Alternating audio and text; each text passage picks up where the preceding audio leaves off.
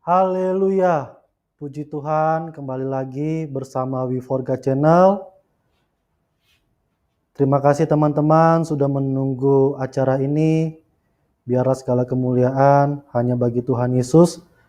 Ya teman-teman, kesaksian pada hari ini bagaimana narasumber yang ingin kaya tapi dengan cara yang salah. Nah, dia datangnya ke tempat yang salah, bukan datangnya ke Tuhan Yesus. Padahal firman Tuhan sudah mengatakan, carilah dahulu kerajaan Allah, maka semuanya akan ditambahkan. Nah, narasumber ini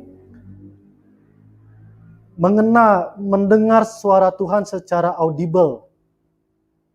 Sehingga pada waktu itu, Tuhanlah yang mengubahkan narasumber kita ini sehingga bisa kembali kepada Tuhan. Nah, tidak tunggu lama-lama lagi, saya akan undang narasumber kita bagaimana Tuhan sudah mengubahkan hidup seseorang Bapak ini yang sudah menjadi cinta Tuhan dan mengenal Tuhan secara dengan luar biasa. Oke, kita sambut Pak Elia Tanutwijaya. Selamat malam Pak Elia. Selamat malam. Ya, selamat malam Pak. Apa kabar Pak? Selamat malam, baik. Sehat, puji Tuhan. Segalanya lancar. Amin, amin. Sudah siap Pak untuk ceritakan kebaikan Tuhan? Sudah. Wih, mantap. Sudah. Harus berapi-api ya Pak? Iyo, siap. Siap. Oke Pak, sebelum kesaksian perkenalkan dulu nama Bapak. Ya. Ya, nama Bapak, latar belakang Bapak ya. Habis itu kesaksian, nanti sudah selesai kesaksian serahkan kembali lagi kepada saya. Oke Pak, waktu dan tempat saya persilakan Pak. Ya, segala puji, hormat, kuasa, kemuliaan bagi Bapa di surga, di dalam nama Tuhan Yesus Kristus, Juru Selamat saya. Shalom. Saudara-saudara, sebelum saya memperkenalkan siapa saya, orang tua saya anak keberapa, di sini akan saya menceritakan dulu satu hal. Kenapa saya bersaksi? Kenapa saya bisa bersaksi? Nah itu yang saya bingung. Itulah karya Tuhan, kerja Tuhan. Saya belum ini saya mau menceritakan dulu dah. Soalnya saya tadinya mau mundur dari sini. Dari kesaksian saya nggak mau kesaksian.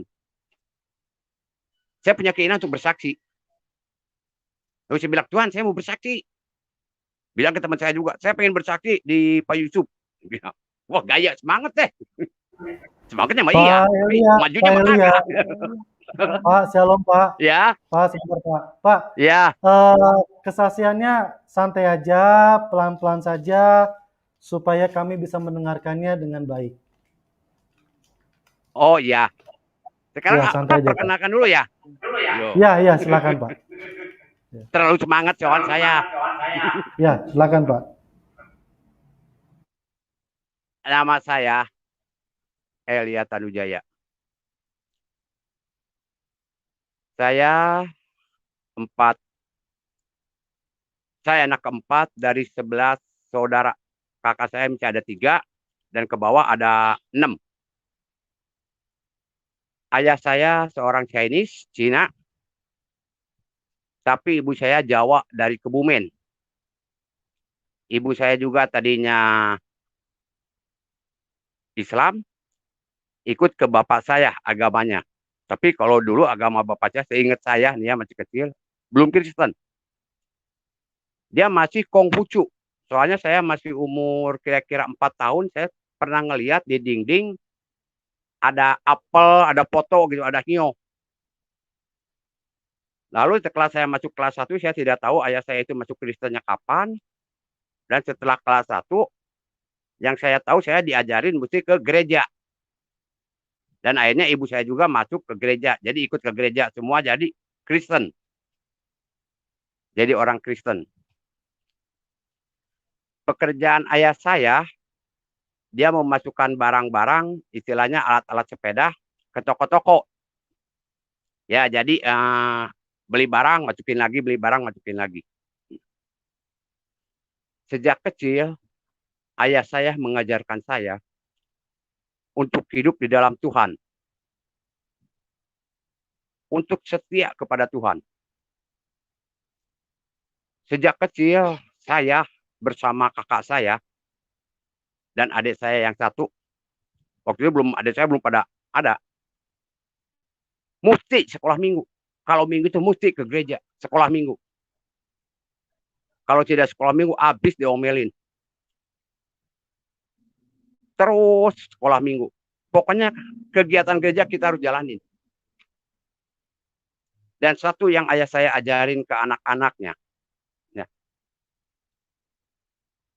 setiap jam 7 malam, anak-anak disuruh kumpul semua.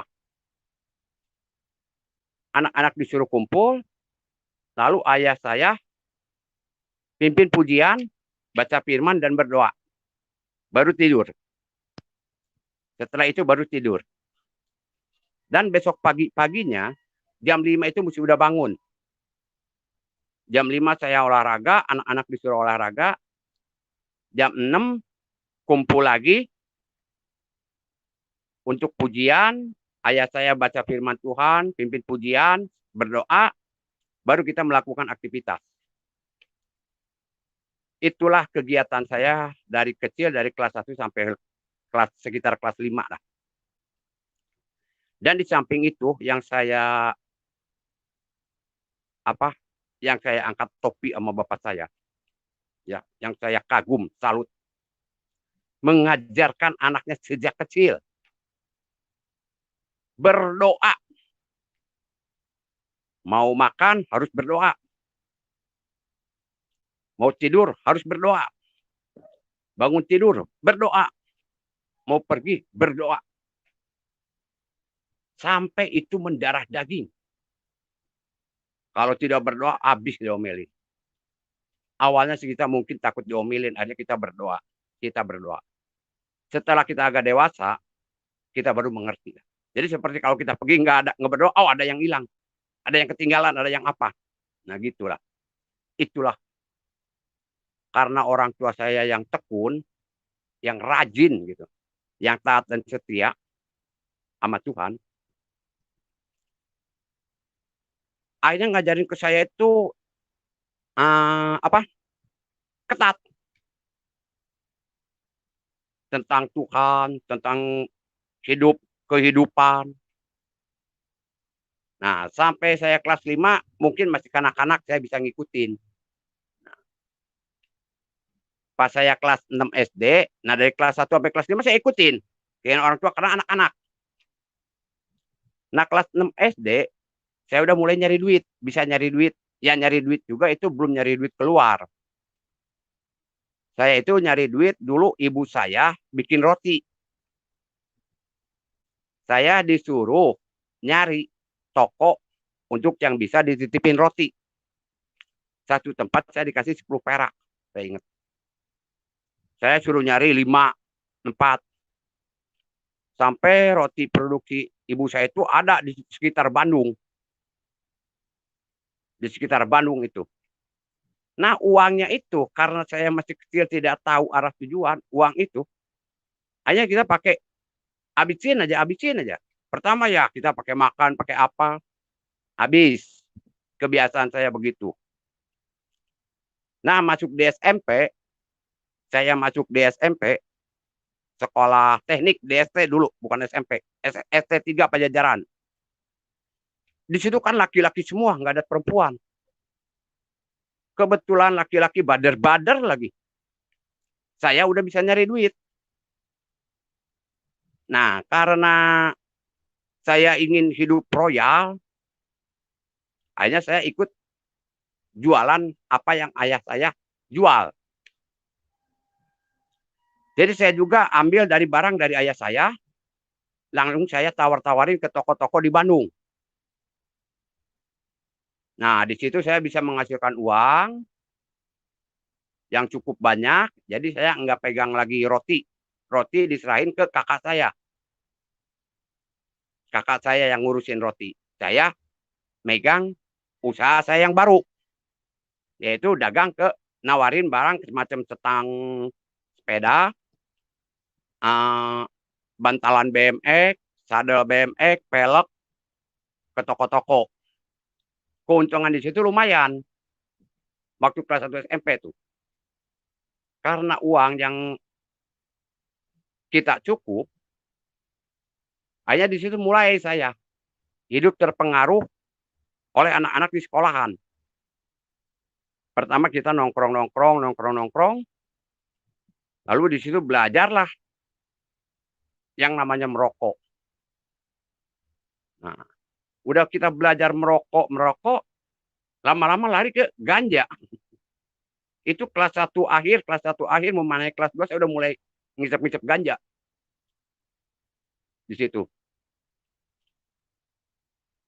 Soalnya anak-anak kelas 3 SD itu dulu banyak yang ngeganja. Akhirnya mereka tahu saya banyak uang, akhirnya saya tawarin. Saya beli, saya isep, saya ajak teman-teman. Nah, di situ saya mulai ganja. Terus memasuki kelas 2 gitu, ganja terus jalan, dicampur sama minuman. Pertama cuma iseng, minuman. Akhirnya ajak nah disitulah saya mulai kenal namanya minuman ganja. Dan gaul itu bukan di sekolah aja saya. Pergaulan saya itu sampai lari ke Buah Batu di Jalan Nilem. Di Jalan Nilem itu saya lebih parah lagi. Kebetulan dulu di situ juga ada ya istilahnya lah preman-preman gitu ya, kayak si Buler, si Ken, Tonton gitu ya. Kebetulan kita ikut grup ke situ, ke Kandi kayak gitu, ke Cirina. Nah, kerjaan kita ya udah ngeganja, minum. Terus saja kayak gitu. Punya duit pakai ke situ. Sampai ke sini-sininya bukan itu aja yang saya pegang, yang saya rasain. Akhirnya saya naik tingkatan, kena pel. Yang pertama pil kuning itu keluar. Pertama saya nyobain 2, 3, nggak ada rasa, ujung-ujungnya bukan 2, 3 lagi, ambil aja udah.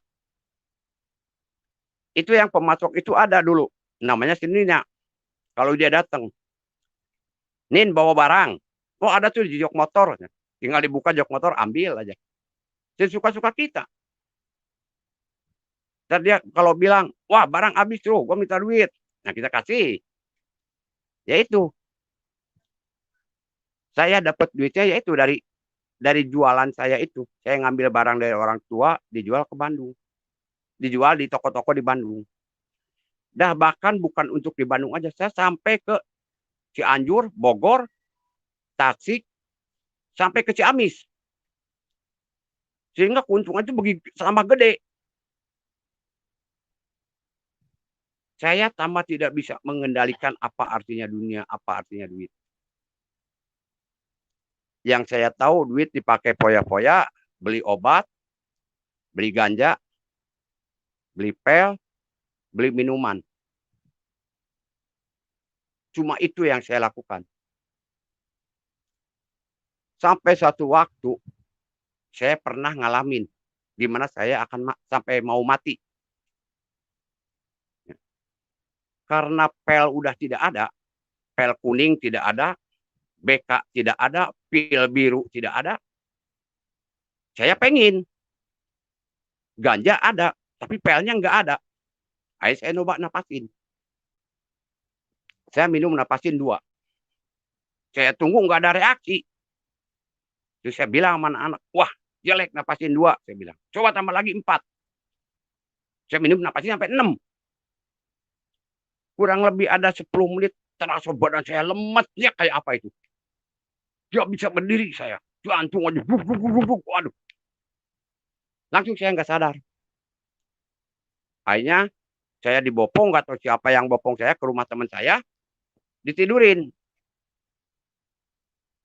Nah, waktu itu anak-anak pada ribut semua. Lalu dicarilah orang tua saya. Karena saat itu teman saya ke rumah, ketemu dengan ibu saya. Lalu ibu saya bilang, jangan dikasih tahu ke ayahnya. Kalau anak dikasih tahu ke ayahnya, ini anak bisa habis disiksa. Karena bapak saya itu galak. Ya kalau mukul itu pakai anuk diputer-puter jepret. Yang pakai rotan, ada rotan pakai rotan. Ada bambu pakai bambu. Apa yang dia lihat? Ayah saya itu galak. Ibu ketakutan. Akhirnya ibu datang ke Buah Batu, ngelihat saya udah parah, ibu bingung. Dibawa ke rumah sakit. Ayah saya pasti tahu. Enggak dibawa ke rumah sakit. Kondisi udah kayak begini. Waktu itu saya sempat sadar dulu, cuma sebentar. Saya tahu waktu ibu saya datang, ada ibu, bukan datang, ada ibu saya. Saya cuma tahu itu ngedenger doang, tapi mata mah gelap, udah gelap. Badan udah lemes, nggak bisa gerak sama sekali. Itu akibat napasin 6. Saya pernah tuh. Akibat dari napasin 6, badan lemesnya kayak apa? Udah nggak bisa digerakin sama sekali. Mata udah nggak bisa dibuka, pandangan tuh udah gelap. Sebentar-bentar ngedengar orang, hilang lagi. Ngedengar orang, hilang lagi. Saya bilang, waduh saya mati. Saya cuma bilang itu, saya mati. Tapi di saat itu saya nggak bilang Tuhan, ya udah, gua mati-mati. Dia bilang gitu. Sebab umur saya di situ baru sekitar 15. 15. Walaupun saya sering ke gereja, sebetulnya saya ke gereja itu dulu tidak dengan sungguh-sungguh. Kesatu saya ke gereja itu karena senang dengar ceritanya. Cerita dulu kalau Guatli itu nyeritain tentang firman Tuhan, asik banget. Kayak benar-benar orang tua gimana ngebimbing anaknya. Sampai mendetil ceritanya, sampai wah, orang itu kalau kita ngedenger itu nggak goyang dulu. Nah itu karena saya ke gereja itu ingin dengar cerita, cerita Daud, cerita Saul, cerita Adam, cerita Tuhan Yesus. Cuma dengar cerita.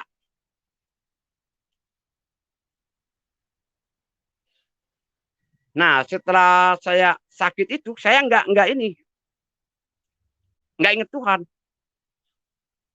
karena saya tidak mencari Tuhan ke gereja juga. Saya ke gereja takut orang tua. Satu takut orang tua. Pernah saya nggak ke gereja sekali diikat di pohon, digebugin. Jadi saya nggak ke gereja karena takut orang tua. Kedua, karena saya senang dengar cerita. Nah, setelah kejadian itu akhirnya saya kata ibu ambil keputusan, ya udah dah. Anak ini mau mati-mati katanya. Daripada antar disiksa sama bapaknya, lebih baik diantepin. Akhirnya ibu saya pulang, nggak tahu ibu saya juga berdoa kali apa. Ya puji Tuhan saya juga dikasih sehat lagi. 3 hari kemudian saya bisa sehat lagi, bisa bangun lagi. Nah, setelah saya bisa bangun lagi, saya pulang ke rumah biasa seperti tidak ada apa-apa. Cuma ibu saya ngomel-ngomel, saya nggak dengar. Soalnya apa? Kalau ibu yang ngomel-ngomel saya nggak dengar. Kalau bapak, nah saya baru dengar. Takut soalnya sama ayah saya. Kalau sama ibu mah nggak takut dulu gitu ya. Tapi kalau saya disuruh baik oleh ibu atau oleh ayah, mau siang, mau pagi, mau malam, mau tengah malam, kalau disuruh pasti pergi. Apapun disuruhnya, pasti saya berangkat. Nggak bilang, entar dulu, nggak ada. Misalnya, dulu ibu saya pernah jam 6 jam 6 maghrib gitu ya, pas jam 6 adzan, kan tempat saya masih zaman dulu angker, ada pohon kelapa, orang gak ada yang berani lewat. Pas ibu saya nyuruh beli cabai lewat jalan itu, nggak ada satupun yang disuruh mau. Akhirnya jatuh ke saya, lihat,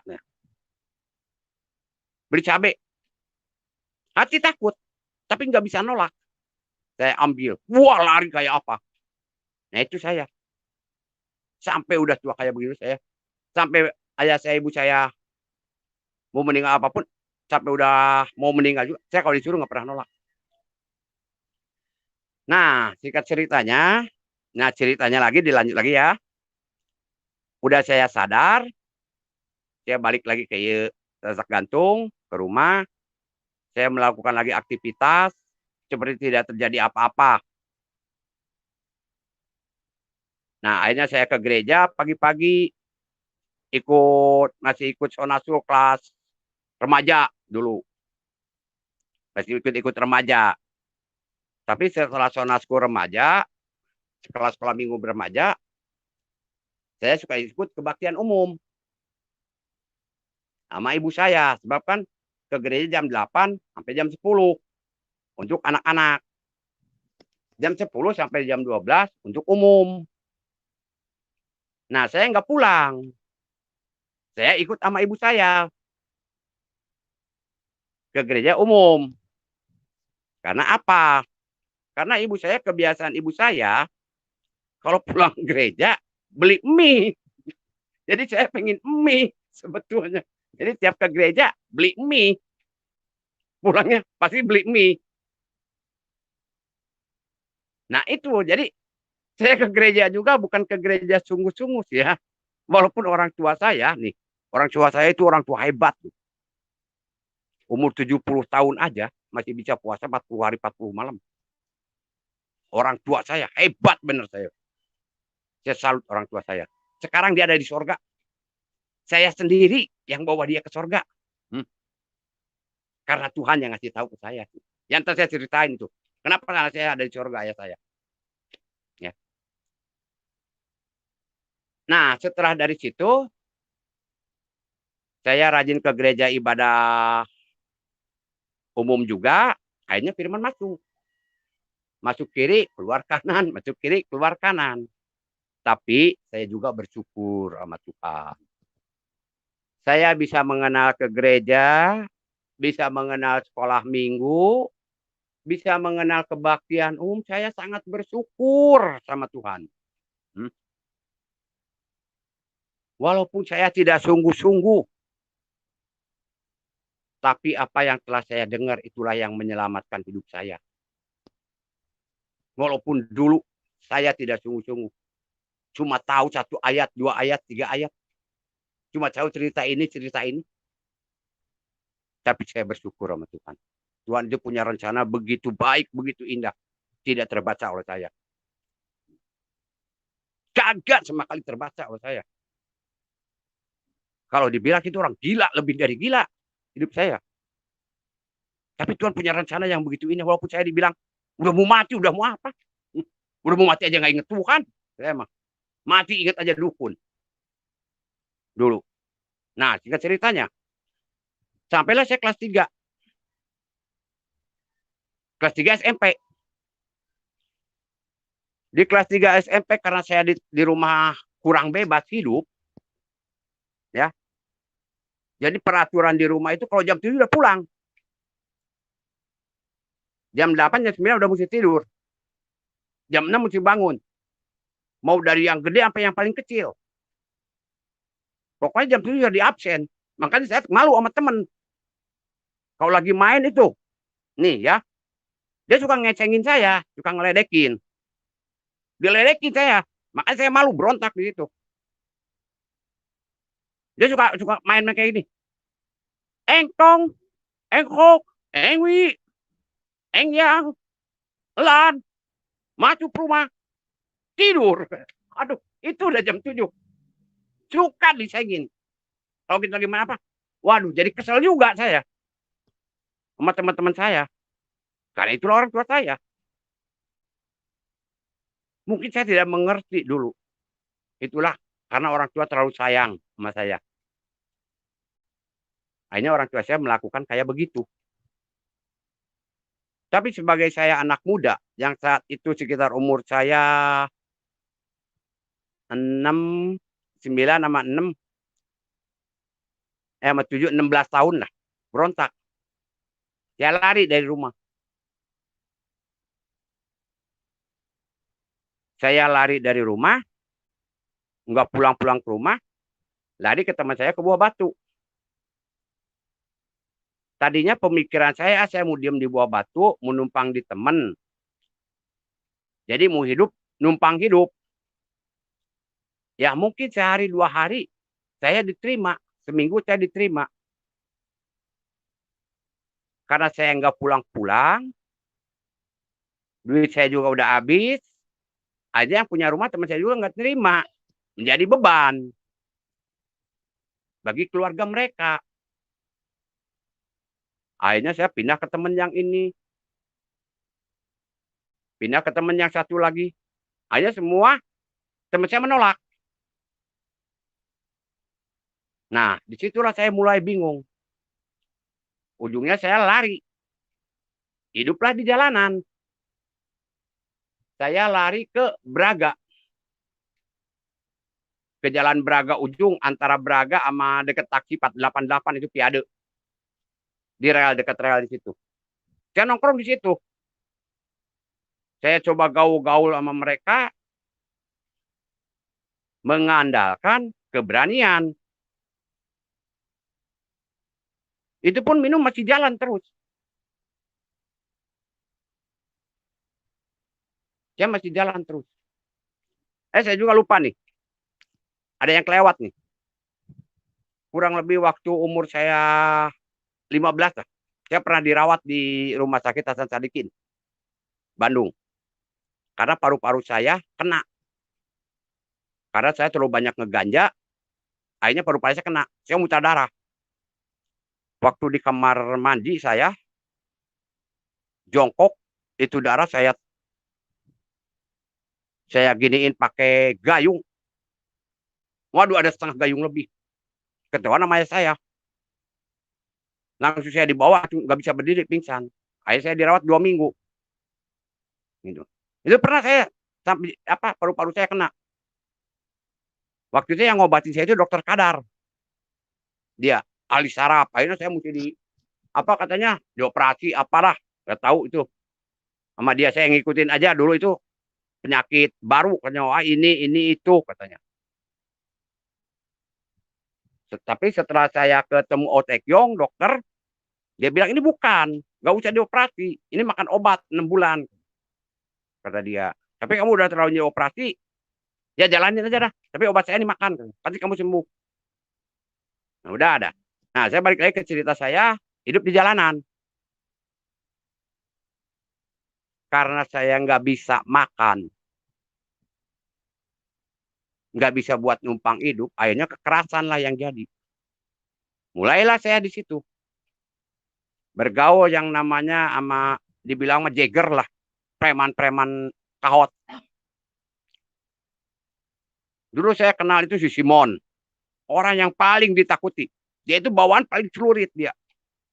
Dia celurit, ya ditaruh pakai ini, pakai koran. Kalau ribut sama orang tinggal kecuk aja kepalanya, wir ke atas, darah. Saya berdua sama dia, putar-putar. Nah, yang anehnya, di saat saya ribut sama siapapun, saya nggak boleh berantem sama dia. Nggak boleh kamu diem, biar saya yang berantem. Dianya yang berantem. Saya emang nggak boleh sama dia. Nah, terus saya kenal lagi sama si Nana Blel di Pop. Nah, di Pop juga seperti begitu. Seperti saya itu anak kesayangan mereka. Dia nanya, kalau dulu kan di situ saya namanya nggak asli. Saya itu bukan nama Elia. Saya nggak pakai nama asli. Nggak dikasih tahu rumah, nggak dikasih tahu apa. Saya bilang kepada mereka itu, saya ini anak yatim piatu. Nama saya Asep. Nama saya Asep. Saya anak yatim piatu. Jadi, seandainya saya mati, kubur aja udah. Sebab saya udah nggak punya orang tua. Saya bilang begitu. Jadi nggak usah ribet, nggak usah apa. Jika antara saya masuk penjara, saya mati, kubur aja udah. Karena apa? Saya nggak mau nyusahin orang tua, nggak mau buat malu orang tua. Gitu. Pemikiran saya ke situ. Nah, saya kenal sama Nana Blair, akhirnya dia baik. Dia baik juga ke saya. Kalau ribut sama siapa, dia pasti yang ke depan duluan. Akhirnya mereka itu yang jadi korban. Urusan polisinya segala. Saya enggak. Udah keluar dia begitu baik. Si Pian baik. Saya enggak tahu itu kenapa itu saya. Sampai saya enggak kepikir. Padahal saya kalau mukul orang apa? Ngegebukin orang, mukulin orang. Ya. Dibelanya sama dia. Nih saya mukulin orang gitu. Kesel, mabok, mukulin. Tahu aja ngedenger saya mabok. Dia datang. Dia hantam lagi sama dia. Nah, itu saya nggak tahu itu kenapa. Saya juga sampai sekarang nggak habis pikir tuh. Sehingga dia jadi apa? Jadi korban itu mereka. Nah, akhirnya saya nyari uang bukan dari masalah keributan aja. Ujung-ujungnya saya jadi pemalak. Kerjaan saya itu nyari uang, jalan dari Braga sampai ke Pasar Baru. Sampai ke stasiun. Tapi dulu kalau masuk ke stasiun dalam sih nggak berani. Paling berani stasiun luar. Karena di situ ada yang dibilang kepunyaan Eeng. Yang orang pegang Bandung katanya. Bukan Eeng, Pak. Siapa yang di Saritem tuh? Pak Ibon. Wah itu Pak Ibon, pegangan Pak Ibon. Dengan Pak Ibon aparat. Dulu, wah pegangan Pak Ibon. Tuh di situ ada si Darja, si Kalong. Ya emang mereka sih saya kenal. Cuma saya ngambilnya rutenya dari Braga ke Bantul. Kerjaan saya apa? Tukang parkir. Saya mintain semua tukang parkir. Itu buat saya makan. Kalau enggak, saya enggak banyak ngomong. Ambil batu keprak aja udah kacanya. Pergi aja. Saya enggak mau tahu. Makanya tukang parkir udah ngelihat saya, pasti dia ngasih. Yang kebiasaan saya kayak gitu. Ambil batu, keprak aja udah kaca depan, kaca apa kayak pergi aja. Ini sih enak dewek lah kayak gitu. Nah, itulah saya. Akhirnya di dalam kekerasan itu saya terus berkaya begitu. Terjadilah pembunuhan misterius. Saya lupa tahun berapa tuh ya. Pertama saya nggak begitu mengerti, nggak begitu tahu. Cuma yang saya tahu, Eeng yang pegang kebun kelapa yang meninggal duluan di pastur. Nah di situ orang ribut, wah Eeng mati katanya. Orang pada nyari siapa yang ngebunuh. Orang satu preman Bandung. Udah ke sini terus beruntun sampai ke Tonton. Nah mulai curiga anak-anak, wah ini ada apa? Ketahui cuma kepala aja. Sebenarnya orangnya udah mati, bekas ditembak, bekas dijirat sama ini, sama kawat. Nah sampai lari ke Braga. Di Braga yang pertama kena itu si Simon. Tahu Simon hilang katanya. Simon nggak ketemu, nyari-nyari pada Simon nggak ada, kemana Simon? Tahu-tahu dia udah kepalanya di rel itu, di rel kereta, badannya udah di bawah. Nah setelah itu mulailah saya goyang. Waduh ada apa? Tinggal Nana Blel. Sehari 2 hari saya masih sama dia. Nah satu waktu saya datang habis mintain uang, saya datang ke pop biliar. Dulu dekat rel kereta ada pop biliar, ada restoran Presiden. Di depannya. Pas saya mau masuk ke situ, saya ketemu Pak On keamanan sama orang-orang situ. Lalu dia bilang, Sep lari cepet. Si Nana dibawa barusan. Lu dicari. Waduh, saya kaget bener. Lu dicari katanya.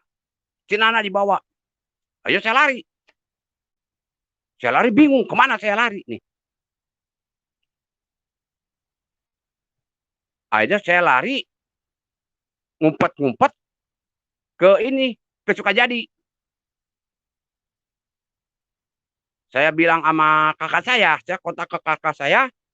Waduh, saya lagi dicari gini-gini, gimana? Udah kamu diam dulu di Cihu, katanya di sana. Di Sukajadi.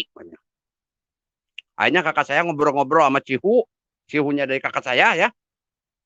Ya udah di sini dulu katanya. Kebetulan dia juga punya usaha. Nah, saya taruh aja dulu di Sukajadi. Saya dapat beberapa bulan gak keluar di situ. Karena takut.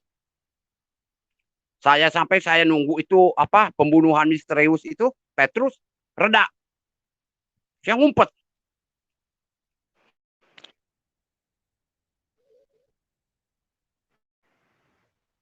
Ya Pak, ada apa?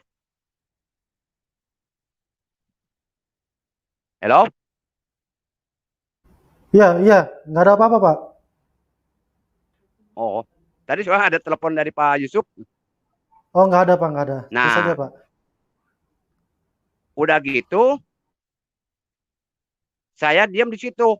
Sampai akhirnya peristiwa pembunuhan misterius itu apa hilang reda katanya karena ada salah tangkap dari Bogor anak kecil yang kena jadi langsung ditutup hilang aja tapi yang udah jadi korban udah banyak sekali itu. Nah setelah itu karena saya takut dan merasakan takut mati lah keluar saya nggak berani apa nggak berani akhirnya lupa saya nggak pengen minum nggak pengen apa gitu diam aja di rumah ciu kakak saya dari istrinya gitu ya. Nah, diam di situ, akhirnya saya kerja di dia. Karena dia jualan kerupuk, kerupuk udang yang pakai keranjang, yang dikirim dari Tegal. Dia dimasukin ke pasar-pasar, pakai mobil, ya bawa mobil ke pasar-pasar. Akhirnya saya ikut kerja di situ. Mulai saya ikut kerja. Saya bawa ke Subang, terus ke daerah Bandung, mulai kecil-kecilan gitu ya. Sambil juga ada perasaan takut juga dah. Terus sampai ke Pangandaran. Nah, puji Tuhan di situ. Saya kalau udah keluar pasti diem. Kalau udah misalnya udah ke Subang, pulang di Subang langsung di rumah diem, nggak kemana-mana, nggak keluar. Kalau udah keluar pasti masuk ke rumah udah diem, nggak mau berani keluar lagi saya. Makanya saya nggak kenal sama anak itu. Jadi saya nutup diri sama anak itu karena saya juga takut. Sebab di daerah situ juga di Sukajadi dulu ada teman saya juga, gitu si Ade Majid namanya. Katanya dia juga kena. Akhirnya saya nutup diri, takut. Dapat beberapa tahun saya di situ. Paling kalau saya paling bahagia ya istilahnya bisa bahagia kalau saya ke Pangandaran. Karena ke Pangandaran kan makan waktu sekitar 2 hari. Kita bawa satu mobil, kita jalan dari Sukajadi ke Limbangan, Limbangan terus ke Ciawi, Ciawi Tasik. Nah dari Tasik langsung kita ke Pangandaran. Dari Pangandaran langsung kita ke Cijulang. Cijulang, nah nginep dulu di Pangandaran. Nah dari situ baru saya merasakan istilah hidup enak lagi gitu. Mulailah lagi hidup enak, mabok lagi. Minum-minum lagi saya. Mulailah di Pangandaran saya minum-minum lagi gitu. Karena saya kan udah bisa nyari duit lagi. Dari hasil-hasil itu jualan kerupuk. Mulailah minum-minum. Nah, terus udah itu besoknya saya ke Cijulang, ke Parigi, ke sana balik lagi ke Banjar. Udah dari Banjar kita nurunin barang, langsung aja kita pulang. Paling kebahagiaan cuma itu, udah pulang di rumah udah diem karena takut. Saya kerja di situ kurang lebih sampai setahun lebih lah. Akhirnya saya pindah ke Dayakolot. Ke Dayakolot saya ikut dengan kakak saya. Kakak saya seibu dia asli gitu kakak saya. Yang paling gede. Nama Abram. Dia juga jual kerupuk. Tapi karena udah saya ada berani dan masalah Petrus udah hilang, jadi kita udah nggak ada beban lagi. Kita biasa lagi gitu. Kita udah tapi nggak kekerasan, nggak cuma minum. Nah, saya ikut lagi sama kakak di situ jualan kerupuk ke puncak, ke Cipanas. Saya suka kirim ke Cipanas, Cimahi gitu ya. Daerah-daerah Bandung. Nah, hasilnya dipakai minum lagi, balik lagi. Gitu. Akhirnya saya juga nggak lama di kerupuk, adik saya ngajak kerjasama ngelas. Pas saya kerjasama ngelas, nah saya bikin alat-alat motor. Saya kirim ke bapak saya. Itu untungnya gede. Coba-coba dibagi bareng sama kakak saya, adik saya. Untungnya setelah bayar yang kerja, kita ada yang kerja itu dua. Ada yang kerja dua, kita bayar yang kerja, sisanya kita bagi dua. Tapi duitnya habis juga dipakai buat itu. Ya istilah buat mabok-mabok gitu. Buat minuman terus. Nah, singkat cerita saya terus hidup kayak begitu. Akhirnya saya kenal satu cewek. Satu cewek yang sekarang jadi istri saya nih. Dia anak dari Cikijing, Kuningan, Majalengka. Saya kenal dia, tapi agamanya beda. Lalu saya bilang, Tuhan, saya pengen bawa jiwa satu buat Tuhan. Walaupun itu istri saya. Saya bilang gitu. Nah, akhirnya saya pacaran sama dia. Saya bawa ke ibu saya, ke ayah saya. Karena hubungan udah baik lagi sekarang sama ayah. Begitu saya udah lari dari rumah, terus saya ke Sukajadi, ke Dayakolot. Ayah saya itu tahu, buat saya dari Dayakolot katanya. Kata kakak saya udah dikasih tahu. Ini Bibi mah ada di sana. Enggak, dia sekarang udah baik, udah gini-gini. Ya udah. Nah, ya saya bawa pacar saya itu ke rumah. Nah, waktu saya datang ke rumah, ibu saya bilang, itu siapa? Teman. Jangan nama dia. Anak mana? Anak Cikijing. Anak kampung ya? Iya, dari Majalengka. Jangan nama anak kampung. Nggak boleh. Nah, saya nggak dengar. Ya udah cuek aja. Akhirnya saya bawa pacar saya itu ya sekarang jadi istri saya bawa sama saya. Terus saya bilang, saya Kristen, kamu Islam. Kamu mau ikut saya? Enggak.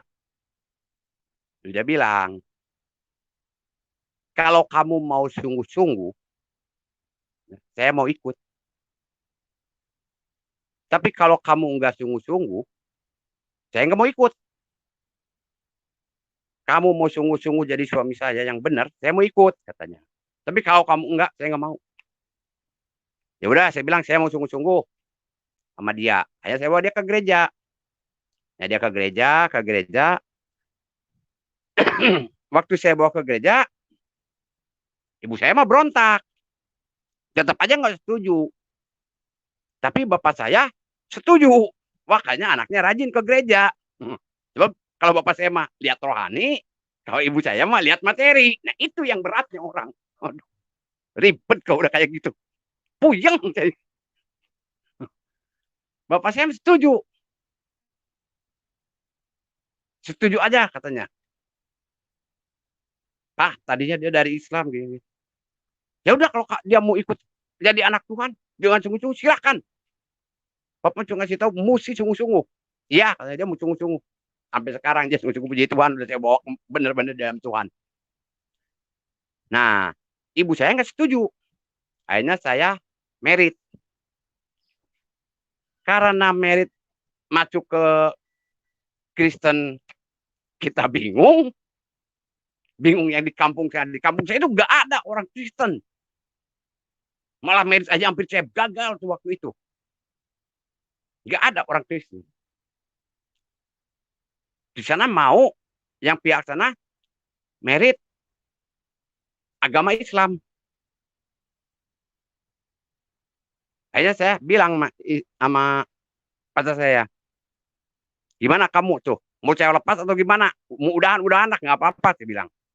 Akhirnya nggak mau. Akhirnya yang kita ngambil inisiatif sekarang gini, kita ikutin aja merit di kampung. Kita Islam, setelah ke Bandung kita ke gereja. Karena saya juga nggak mengerti firman dulu, oke aja. Jadi aja saya baca syahadat. Jadi dulu Islam. Nah, cuma dikawinin. Udah kawin, saya balik ke Bandung, ke gereja. Gitu. Nah, nggak dengar saya merit, saya marah. Karena keinginan ibu saya itu merit sama cewek yang kaya. Bukan cewek orang susah, katanya. Hanya ibu saya bilang, seumur hidup lu sengsara. Waduh, saya bilang hebat. Cuek aja saya. Ibu saya udah bilang gitu, saya cuek. Saya nggak percaya kayak gitu. Seumur hidup lu sengsara, katanya ibu saya. Nggak akan dapat bahagia kamu. Ya udah, kata saya. Saya jalanin. Karena saya berpikir kan begitu merit juga, saya punya usaha. Sedangkan istri saya kan kerja. Udah merit, istri saya kerja. Saya juga punya usaha bengkel las. Tapi semuanya tidak sesuai rencana kita. Jauh dari rencana kita. Di saat saya masuk merit, saya mengalami kesusahan. Dulu saya dapat duit dipakai minum, dipakai mabok. Begitu mudahnya. Tapi setelah merit, usaha saya itu bangkrut. Enggak sama sekali berdiri. Enggak sama sekali ada order. Bahkan saya hidup aja dikasih makan sama istri saya.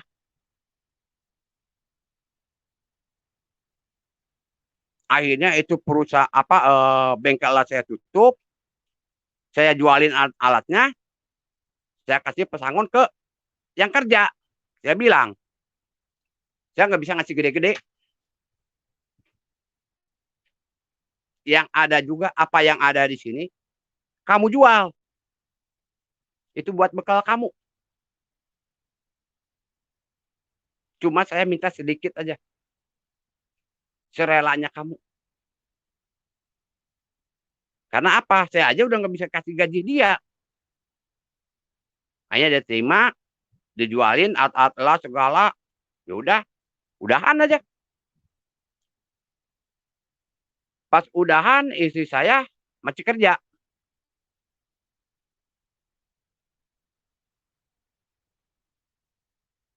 Nah, waktu itu saya bingung.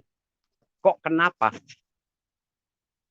Setelah saya merit, kok usaha bisa hancur? Bahkan total. Akhirnya terngiung lah. Omongan dari orang tua saya. Timbullah saya benci sama orang tua. Saya keki sama orang tua. Saya kesel. Waduh, ini orang tua bukan yang benar. Gara-gara kayak begini saya sampai hancur-hancuran. Nah, disitulah kepahitan-kepahitan ke orang tua. Sampai saya pernah bilang ke ibu saya. Jujur, saya ini anak siapa? Kasih tahu saya anak siapa saya ini. Di sini ini saya seperti sampah, saya bilang. Nggak ada artinya. Kok begitu dibenci sama ibu. Tapi kalau sama bapak saya paling disayang. Tapi sama ibu saya paling dibenci.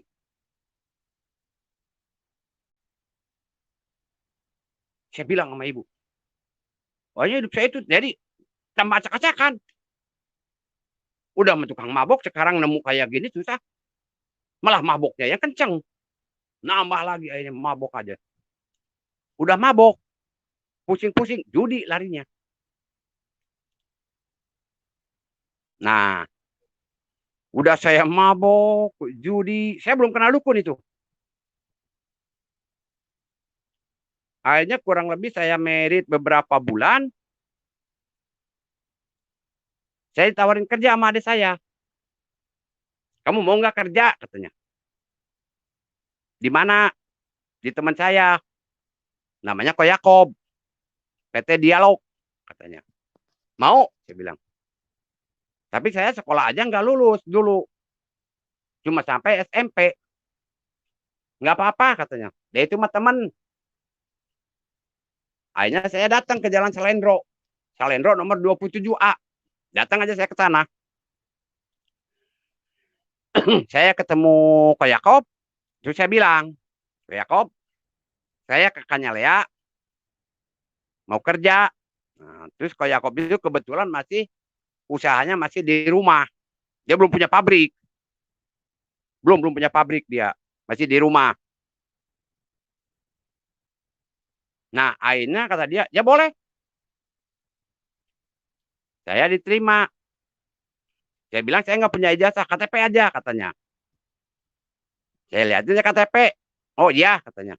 Terus dia telepon adik saya. Oh iya itu kakak saya. Nah, ya saya bisa kerja. Kerja sebulan gaji saya 125.000 dulu. Saya juga lupa tahun berapa tuh ya. Akhirnya saya baru 2 minggu, nggak salah, 2 minggu ya. Disuruh perkenalan barang, diem di gudang. Saya dijadiin sales. Untuk alat-alat anduk, taplak meja, bed cover, kayak gitu. Setelah 2 minggu, saya disuruh megang Surabaya, dikirim ke Surabaya. Akhirnya diadain rapat itu sama sales Bandung, sales Semarang, sales Jakarta. Nggak salah itu dulu, sales Bandung, Yoyo sama Andreas, sales Jawa Tengah, Kosiu, sales Jakarta, Gunawan sama Ami. Cuma dulu sales Surabaya, Cuncun, sama Ko Yakob sendiri. Karena dulu yang megang Surabaya, Cuncun sama Ko Yakob nggak jalan, jadi nggak ada yang nerusin. Omsetnya itu paling tinggi 22 juta. Nah, akhirnya saya dikirim ke sana, ke Surabaya, katanya kamu. Nah, di situ saya diprotes sama semua. Nggak bisa, katanya. Apa nggak salah? Mau juga yang ke sana, yang udah lama, bukan yang baru, kata dia. Kata mereka gitu ya. Masa iya nggak salah kok, katanya. Ngin ke sana. Kagak, kata dia. Nah, itulah kejelian dia. Saya salut. Kagak, katanya. Akhirnya diprotes, ya kita cobain dulu aja 3 bulan. Akhirnya saya dikirim ke Surabaya. Saya bilang sama Ko Yakob. Ko Yakob, saya bilang. Saya minta waktu dulu sebelum saya kerja. 1 minggu di Surabaya. Saya nggak akan kerja. Tapi saya muter-muter. Saya akan mempelajari dulu cara kerja Surabaya, kerja. Dagang, perdagangan Surabaya. Oh ya, terserah, katanya. Akhirnya saya dikirim ke Surabaya. Begitu saya ke Surabaya, saya kerja. Ya kerja yang mungkin saya juga sendiri logika nggak mungkin lah. Itu cuma kasih karunia Tuhan. Kalau sekarang saya sadari gitu. Omset itu bisa 45 juta. Waktu pertama saya kerja. Saya pulang ke Bandung. Langsung sama anak-anak. Berapa omset? 45. Mereka kaget. Udah. Nah terus bulan kedua saya bilang ke Yakob, naikin jangan. Naikin. Bulan kedua naik jadi 60. Bulan ketiga saya tanyain lagi, naikin lagi, jangan, naikin lagi. Bulan ketiga saya masuk sampai 70, 75. Pas bulan 4 saya tanya, Pak Yakob, naikin lagi? Jangan, katanya nggak ada barang. Udah ya tahan di 75. Nah, di situ Pak Yakob belum beli rumah di Karining. Baru 3 bulan. Akhirnya kita bertahan di 75. Pak Yakob dia beli di Karining. Di Karining dibikin lagi, dia beli lagi rumah di Karining. Di Karining dibikin kantor. Jadi pabrik di Salendro. Nah, waktu pulang dari Surabaya, saya ketemu teman saya di Karining. Dulu waktu di Salendro dia nggak ada. Waktu di Karining dia baru masuk. Namanya Cheng Hou. Sekarang dia jadi pendeta di gereja Cimahi. Saya bukan satu ada keinginan atau satu udah punya pikiran apa, enggak. Kok celetuk aja ngomong. Ketemu si Cheng Hou di Karinding. Oh, saya bilang. Sini gue mau nanya sama kamu. Lu mau nanya apa? Katanya. Oh, kalau jadi pendeta boleh enggak? Enggak sekolah Alkitab, saya bilang. Loh, lu tumben katanya. Aneh juga deh. Lu tumben. Maksud lu gimana? Katanya, maksud kamu gimana? Iya, saya sekolah pendeta. Saya jadi pendeta nih. Tapi dikasih karunia sama Tuhan, dikasih hikmat gitulah. Kayak gitu-gitu udah, katanya bilang. Oh bisa, Wi. Bisa itu bagus, katanya. Bagus, itu lebih bagus. Oh iya dah. Udah aja cuma gitu. Nah, akhirnya saya kerja lagi sampai 1 tahun. Saya bertahan di 75, cuma cara kerja saya tidak pernah dimengerti oleh siapapun. Saya sendiri nggak ngerti gimana caranya itu kerja. Kerja cuma mabok di sana. Kerja cuma catur. Kalau nggak catur, pingpong.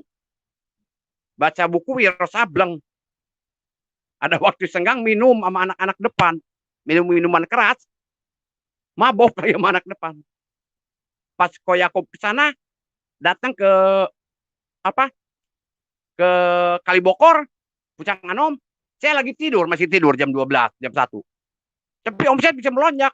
Jadi yang dari Pasar Turi, Kembang Jepun, kawasan, datang sendiri. Pada ngambilin sendiri. Nah, ntar yang saya suruh, siapapun yang datang, mau ambil barang, lu atur, bikin bon. Itu aja intinya, mah. Iya. Ntar yang ngambilin duitnya saya. Iya. Mereka pada datang ngambilin. Mereka juga kaget kalau pada datang. Kayak Sutejo datang. Mana saya ini? Masih tidur, molor baik katanya dia. Tidur jam berapa dia malam? Jam 3. Pantesan hari gini masih tidur katanya. Datang bos saya dari Bandung ke Yakob. Pas ke Yakob, nah datang nanya. Yang mana katanya? Masih tidur katanya. Masih tidur. Nah akhirnya dia nggak berani, saya bangunin. Kok? Ya nggak usah, antepin aja. Ya udah, dia tidur di gudang. Nggak mau tidur di kamar saya, barengan sama saya. Dia tidur di gudang. Pas saya bangun jam 12:30. Lalu saya bilang, Pak Ngwi, ada Ko Yakob lu datang. Hah? Kenapa nggak dibangunin saya? Ada Ko Yakob datang. Jam berapa? Tadi jam 9 katanya. Waduh, saya bilang. Kira saya mau diomelin. Dan saya ketahuan bangun jam 1, 1:30. Nah, Ko Yakob bangun. Nah, saya bilang, Pak Yakob kenapa nggak tidur di dalam? Kan tempat masih gede, kamar. Masih ada satu lagi tempat tidur. Nggak usah katanya. Saya tengah ganggu kamu lagi tidur katanya. Kamu malam tidur jam berapa, Wi? Jam 3. Ngapain lo? Habis catur sama pingpong. Oh ya. Nah itu kita ngobrol-ngobrol. Nah itu yang saya nggak ngerti, itu kerja bisa kayak gitu. Jangan kan saya. Yakob aja udah bingung. Sampai sekarang mungkin dia nih ya. Dia kalau kedenger live ini dia bingung. Dia juga sama, bisa ketawa dia juga. Dia juga bisa ketawa. Nggak tahu kerjaan saya gimana. Tapi omset tinggi. Omset bisa nyampe 75, bertahan terus. Saya kerja kayak begitu. Nah itu saya bilang, kasih karunia Tuhan itu. Yang saya sadari sekarang gitu, ini mah sekarang. Kalau dulu mah enggak, wah cuek aja, nggak tahu, pokoknya kayak begitu aja saya menjalanin. Kalau sekarang saya, wah ini kasih karunia Tuhan deh, nggak mengecewakan Tuhan gitu. Saya sadar gitu ya, tidak pernah mempermalukan walaupun saya udah jauh gitu ya. Nah udah, akhirnya saya keluar dari apa? Saya keluar dari perusahaan Ko Yakob, dialog itu. Akhirnya Ko Yakob manggil. Pas saya mau pulang, saya dipanggil. Wih, ini kamu, kamu setelah kerja di sini, kamu kerja di mana? Nggak kerja kok, saya bilang. Emang kamu mau apa? Mau jadi pendeta? Enak banget ngomongnya gitu. Mau jadi pendeta. Akhirnya kata saya kok bilang, Wi, jadi pendeta itu nggak gampang loh katanya. Saya nggak ngejawab lagi, nggak apa. Ya udah tinggal pamitan pergi aja. Nah di situ saya nganggur lagi. Kurang lebih 2 bulan, nggak 3 bulan. Saya kerja lagi di Ami Baby. Di Ami Baby sama Dadi, adanya bos. Saya kerja lagi. Saya di situ kerja, kalau di situ kerja emang pakai tenaga, pakai pikiran segala. Tapi lumayan cukup sukses juga, cukup besar lah saya kerja di situ. Waktu itu gaji saya 350.000 lah, nggak salah mah. 350.000. Saat itu saya bisa beli tanah di Dayakolot. Saya kerja 1 tahun setengah, di pertengahan tahun, nggak salah, atau sampai 1 tahun, saya beli tanah. Luas tanah itu 140 meter. Pikir saya ntar kalau punya duit saya mau bangun kontrakan, mau bikin kontrakan gitu. Akhirnya setelah saya kerja 1 tahun setengah, hasilnya cuma dapat tanah. Hasilnya cuma dapat tanah, saya keluar. Saya keluar itu hasilnya dapat tanah. Nah, waktu saya keluar sama Dadi, saya di Semarang. Waktu itu bilang mau keluar sama Gunawan, itu saya di Semarang. Gunawan, saya bilang sesuai perjanjian nih. Saya bilang perjanjian. Jadi ini perjanjian semua nih ya. Kan saya bilang, kamu dari kecil, saya bisa gedein. Tapi waktunya paling kecil, paling bawah 1 tahun, paling tinggi 1 tahun setengah. Nah, sekarang udah 1 tahun setengah. Udah 1 tahun setengah, kamu omset udah gede, ya istilah perusahaan kamu udah luas, udah cukup besar lah. Saya bilang, udah cukup besar, udah lebih dari berapa kali lipat, saya bilang. Udah kelihatan banget gitu kemajuannya, pesatnya. Nah, saya keluar, murid saya mau istirahat. Gitu. Saya ngebel ke Bandung, ke Gunawan, ke Ciami. Besok saya resign, saya keluar, mau istirahat dulu, capek 1 tahun setengah. Nah, saya itu lagi di Semarang, ngebel ke Gunawan sama Ami. Saya lagi sama Dadi. Nah, di Semarang, saya diajak main ke rumah Kohan. Nah, waktu saya ke rumah Kohan, Kohan bilang, Wi, lu gimana sih katanya. Dulu lu perusahaan ini lagi kecil. Lagi modal 25 juta lu gedein. Lu sekarang udah modal hampir 1 M. Lu tinggalin. Bego lu katanya gimana? Kata dia, emang lu kurang gaji katanya. Kalau lu kurang gaji ngomong. Jangan gitu kalau sama temen, Wi katanya. Dari kecil lu digedein, udah gede lu ditinggalin. Oh, dia marah juga sama saya. Karena saya mau keluar. Jadi saya bilang, enggak Kohan. Saya mau keluar. Mau pakai putih-putih. Lucu juga. Lucu juga dia. Putih-putih lu emang mau modar? Emang lu mau modar katanya. Enggak, saya bilang. Saya mau pakai putih-putih mau jadi pendeta. Oh ya, amin. Kalau itu gua dukung katanya, kata dia. Gua dukung jadi pendeta. Saya dukung bener nih kamu jadi pendeta. Saya pengen jadi pendeta. Padahal saya ceplos saya itu ngomong. Sampai 3 kali itu saya merenung sih benar. Nah, akhirnya saya keluar. Waktu saya keluar istri saya itu udah punya anak. Saya itu udah punya anak 1. Istri saya udah nggak kerja. Udah nggak kerja. Karena dulu waktu pertama saya keluar duit masih ada, ya kita enjoy aja. Lama-lama duit habis buat beli susu. Ujung-ujungnya kita kelabakan. Udah mah ya mabok iya, judi jalan terus lagi. Itu di Dayakolot, saya balik lagi ke Dayakolot, pulang ke tempat itu. Dan dari dulu saya di Dayakolot. Di situ tempatnya pergaulannya itu judi, mabok. Nah, karena saya pusing, waktu itu ada SDSB. Pertama saya kenal dukun nih. Ada SDSB.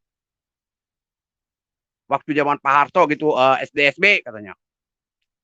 Saya iseng masang SDSB. Nggak dapat.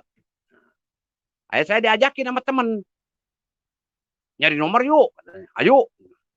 Nyari ke dukun. Pertama dukun ini. Nggak dapat. Dukun ini nggak dapat. Sampai akhirnya saya kenal dukun. 1. Namanya Herman. Akhirnya dia bilang, kalau pengen nomor bagus, di Gunung Padang. Katanya Gunung Wayang. Katanya Gunung Wayang. Nomor bagus. Tapi sajennya yang berat. Sampai 400.000 katanya ada. Udah mesti pakai japaron segala. Karena pikiran saya dulu duit, gue pengen kaya. Nggak kepikir, ya saya bilang, benar ini, benar. Nah, akhirnya tanah dijual sama saya. Tanah saya jual, pakai beli sajen. Sama dukun itu, pergi ke Gunung Wayang. Dapat nomor, beli setumpuk. Pas dibuka kurang 1. Tetap aja kalah. 10 kali saya. Kurang 1, lebih 1, kebalik. Kurang 1, lebih 1, kebalik. Belum pernah kena. Sedangkan sekali saya beli itu 1 gepok. Uangnya itu habis. Nah, di saat saya uang tanah mulai menipis, Juki itu ngajak saya ke temennya, ke Majalaya. Nah, dari temennya terus bilang sama dia, udah aja ke guru. Wah, ada gurunya juga, saya bilang. Wah, ini Maika gurunya. Dia itu dukun di Majalaya itu, dukun kahot. Punya nama. Kalau masalah nomor. Nah, lari aja ke Maika. Ke gurunya. Susah banget dia ngasih nomornya. Wah, malas saya bilang. Dia kalau ngasih nomor itu ke 1 orang. Jadi orang katanya kalau nunggu di situ banyak, cuma yang dikasih 1. Jadi ntar semua itu nungguin nomor dari 1 itu, orang itu. Terus saya berpikir, nah mending kalau orang ngasihnya bener, kalau enggak, kejebur juga. Nah, akhirnya saya nggak ikutin, ya udahlah, saya bilang. Mulailah lari saya, nyari-nyari ke makam. Tiap makam datengin. Makam Pasir Miri, makam Eyang Raja, makam Pangudar, terus makam Eyang Jangkung. Akhirnya jadi kebiasaan. Muter-muter tiap malam Jumat Kliwon. Kliwonan di makam. Sampai satu waktu saya diajakin. Lebih jauh lagi. Yuk katanya kalau mau mah nyari barokah katanya. Nyari barokah yuk ke Godog, Garut. Pergi ke Godog. Di sana mereka berdoa semua. Saya ngikutin aja. Udah dari Godog, minggu depannya ke Sunan Gunung Jati, Cirebon. Itu Sunan Gunung Jati udah berapa kali saya injek. Udah saya maksudnya udah saya ke sana. Bukan saya injek tapi maksudnya udah saya ke sana, ya. Terus ke Godog udah berapa kali pun saya ke sana. Akhirnya saya terlilit sama perdukunan kayak begitu. Uang saya udah mulai habis. Saya udah mulai minta-minta gitu ke orang tua, ke adik saya mintain. Nah, kenal juga di situ sama tukang jual beli motor. Namanya Asep. Tapi dia bukan jadi jual beli, tapi saloknya dia yang perantara. Ikut-ikut aja saya. Ada sedikit kerja lah jadi perantara jual beli motor di Majalaya. Ya syukur saya dapat istilah dapat duit gitulah buat nyambung-nyambung hidup. Tapi ya sebelum itu motor dijual, ya kita lari dulu ke dukun, ke Maika. Maika ini dijual kemana? Kata Maika jual ke sana. Jam sekian kayak dijualnya. Ya, pergi ke sana. Terus aja kayak gitu sampai di Majalaya kan tradisionalnya keseniannya kan terbang. Terbang itu seperti orang kesurupan. Ada orang yang minum kopi, wah panas. Ada orang yang disiram air panas. Terus saya bilang,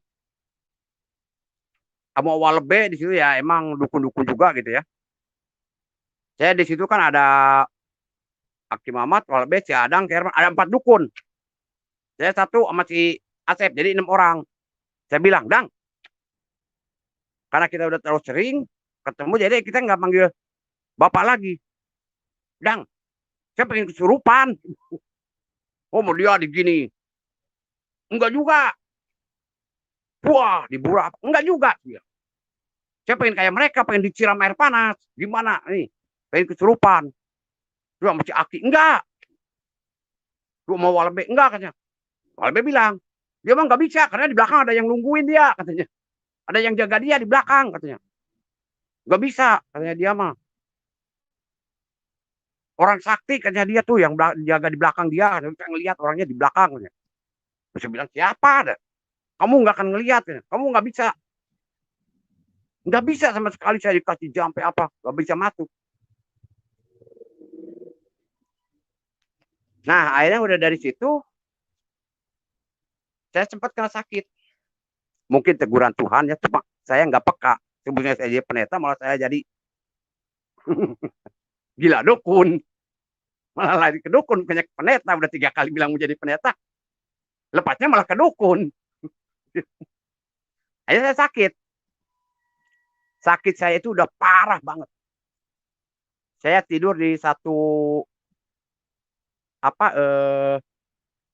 papan, nggak bisa tidur di kasur. Papan, satu papan dari ujung kursi ke ujung kursi. Di atas papan itu. Maaf ini ya, BAB udah nggak kerasa, kencing udah nggak kerasa, lemas badan di situ, udah mati kutu. Mungkin itu teguran Tuhan buat saya. Tapi saya nggak ngerti. Saya nggak ngerti. Akhirnya saya diamin aja sama istri saya karena buaya nggak ada, berobat nggak bisa. Datang mertua ngelihat ke saya nangis, saya sakit gitu.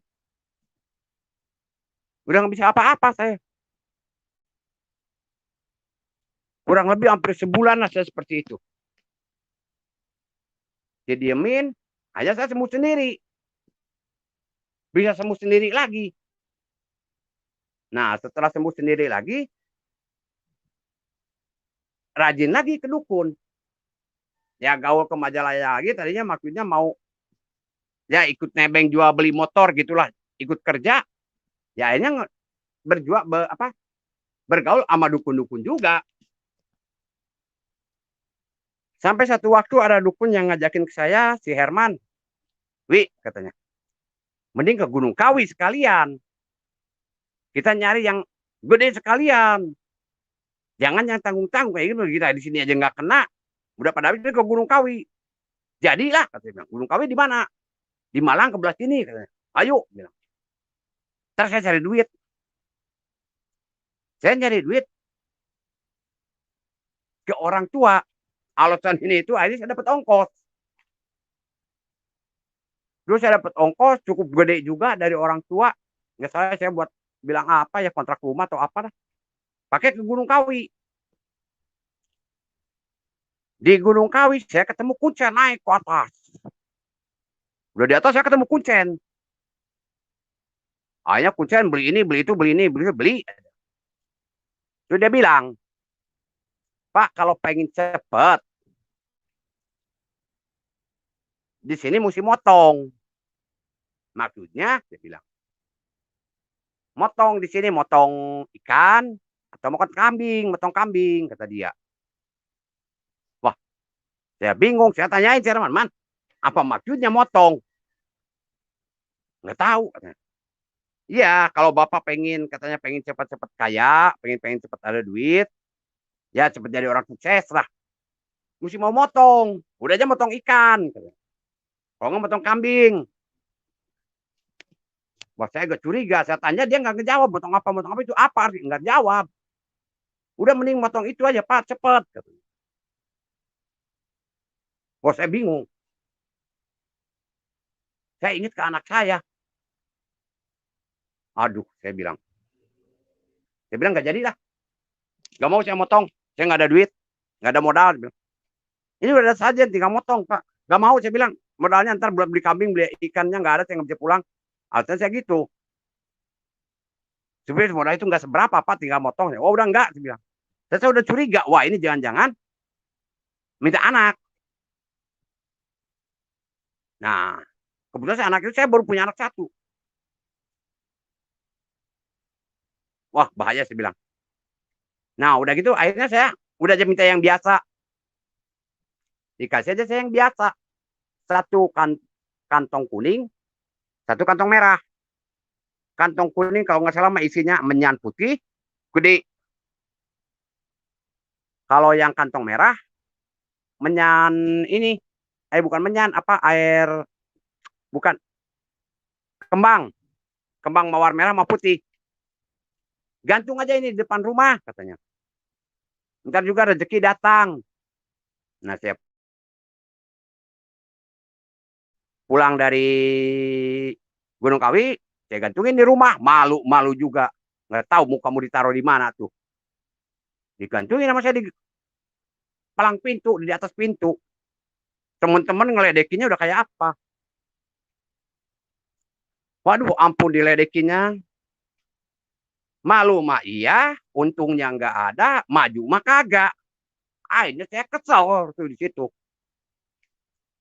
Saya benar-benar kesel sama Gunung Kawi. Saya ambil, saya bilang. Depan istri saya ambil. Saya bilang, untung orang tua saya, apa ayah saya nggak datang. Kalau ayah saya datang, waduh ngamuknya nggak tahu kayak apa. Paling benci ayah saya kayak gitu. Saya ambil, saya buang ke selokan. Diiketin jadi nempel kan karena berat itu apa menyanyi itu kebetulan kalinya nggak begitu dalam. Saking kesel saya. Ini maaf ya, maaf. Dikencingin sama saya.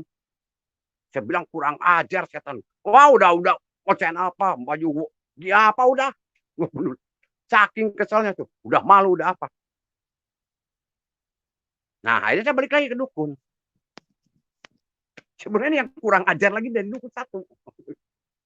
Menurut saya setiap saya ke dukun nih saya kan diceritain bahwa saya merit sama istri saya nggak disetujui sama orang tua. Orang tua saya bilang, seumur hidup lu sengsara. Dipakai senjata sama dukun. Ujungnya apa? Nggak ada jalan lagi. Saya tanya dukun A, B, C, D. Udah puyeng kalau udah pergi ke sana. Ke Majalaya. Kalau udah ngomong-ngomong masalah dukun istri saya udah puyeng. Oh, udah di mana? Di Maikawa udah puyeng dia. Ujungnya pasti ribut di rumah. Karena apa? Obatnya cuma cerai. Nggak bisa cerai. Lu nggak, kalau enggak mah hidup belangsak, lu abis lu katanya.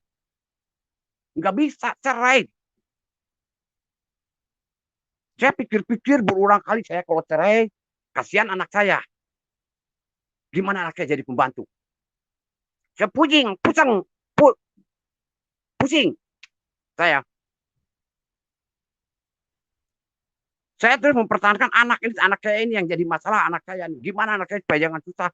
Saya nggak mau anak saya jadi pembantu. Ntar itu saya merit, dia punya anak dari sana, nggak tahu anak saya jadi babunya.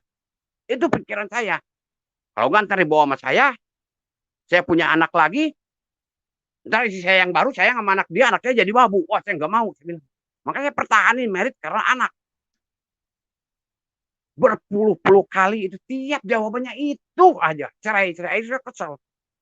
Emang gak ada solusi lagi? Sampai saya bilang, emang hukum Islam itu gak ada jalan lagi? Selain cerai. Dia bilang, gak ada. Inilah obat yang gak ada obatnya. Sumpah yang tidak ada obatnya. Wah, akhirnya saya frustasi. Ya udah, saya jalanin aja. Jalanin dalam kesusahan. Akhirnya saya udah pulang di Gunung Kawi, ya itu karena balik lagi ke majalah ya cerai-cerai terus. Ya udahlah, saya jalanin aja. Dukun iya, akhirnya judi iya, mabok iya. Punya duit dikit mabok, judi, kesel, pikiran pusing. Pengen hidup, nggak bisa hidup. Pengen mati nggak mau bunuh diri. Udah pusing, pusing. Udah puyeng. Hidup tambah susah. Dihadapin ke depan mau gimana. Di situ saya malah anak nambahin. Akhirnya saya nambah lagi anak yang kedua. Hidup saya itu nggak ada perubahan, tetap aja kayak gitu terus, disiksa terus. Sampai anak saya yang ketiga. Akhirnya saya dibantu-bantu beli motor. Beli motor, saya ngojek, ikutan ngojek. Dapat ngojeknya juga cukup buat makan. Ada aturan saya makan. Aduh sakit bener penderitaan tuh. Maka jangan saudara-saudara saya kasih tahu lah. Siapapun kamu, saya kasih tahu. Jangan percaya dukun, percaya Yesus. Saya udah ngalamin. Dia maha besar, maha mulia dia. Tidak ada satu kutuk di hadapan dia. Hancur semua. Saya kasih tahu. Ya. Saat ini siapapun yang kau percaya dukun, terlalu bodoh kalian.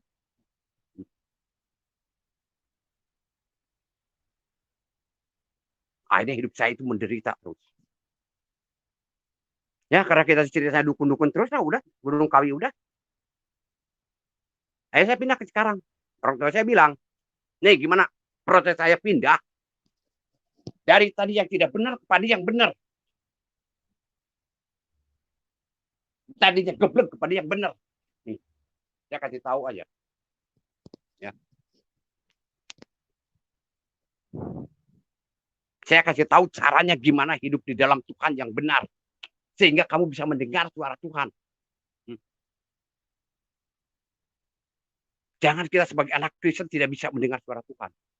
Agar kamu bisa mendengar suara Tuhan. Gimana nih? Saya kasih tahu ceritanya.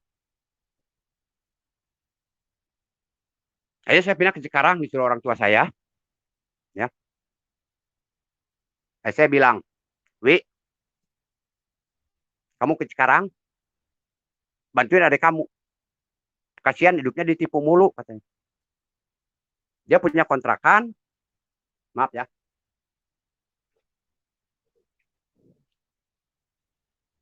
Tapi ngebangun, bahan-bahannya dipalingin mulu, katanya. Diambilin mulu. Bantuin kamu ke sana. Waktu itu kontrakan di sini baru ada 40. Saya ke sini. Saya tinggalin aja. Masalah perdukunan di sana, masalah perceraian, mesti cerai segala. Udah saya tinggalin. Lari ke sini. Saya nggak mau kenal dukun. Udah pas masuk ke Cikarang, saya nggak mau kenal dukun. Udah benar-benar saya merasa ditipu. Nah, saya pengen hidup benar gitu. Pengen saya menata hidup saya ke depan. Ayah saya pindah ke Cikarang. Di Cikarang saya ngojek. Nah, di Cikarang ngojek juga akhirnya karena kita di Cikarang baru gitu ya, warga baru. Akhirnya kita ngojek. Ngojek gitu ledekin, dicengin aja gitu sama yang lain, pribumi terutama lah. Jadi ujungnya berantem mulu lagi saya di sini. Ya, udah repot lagi baik di sini ngojek tapi sering berantem saya di sini. Nah akhirnya kebetulan yang kerja di adik saya keluarin karena ada masalah. Terus adik saya bingung. Dia bilang, aduh katanya si Jarno keluar, nggak ada yang kerja. Nyari yang kerja susah banget. Terus saya bilang, udahlah saya yang nungguin. Kamu mau. Digaji waktu itu 300.000 sebulan. Waktu kamar ada 40. Akhirnya saya kerja. Saya kerja, otak kotor jalan lagi. Sekarang bukan masalah dukun. Sekarang bukan masalah mabok. Mabok udah berhenti. Ganja semua udah berhenti, sorry. Udah lama itu. Korupsi sekarang yang lebih gila lagi. Aduh kamu. Otak berat banget nih. Waktu itu tuh saya. Yang saya pikir gimana saya bisa korupsi. Akhirnya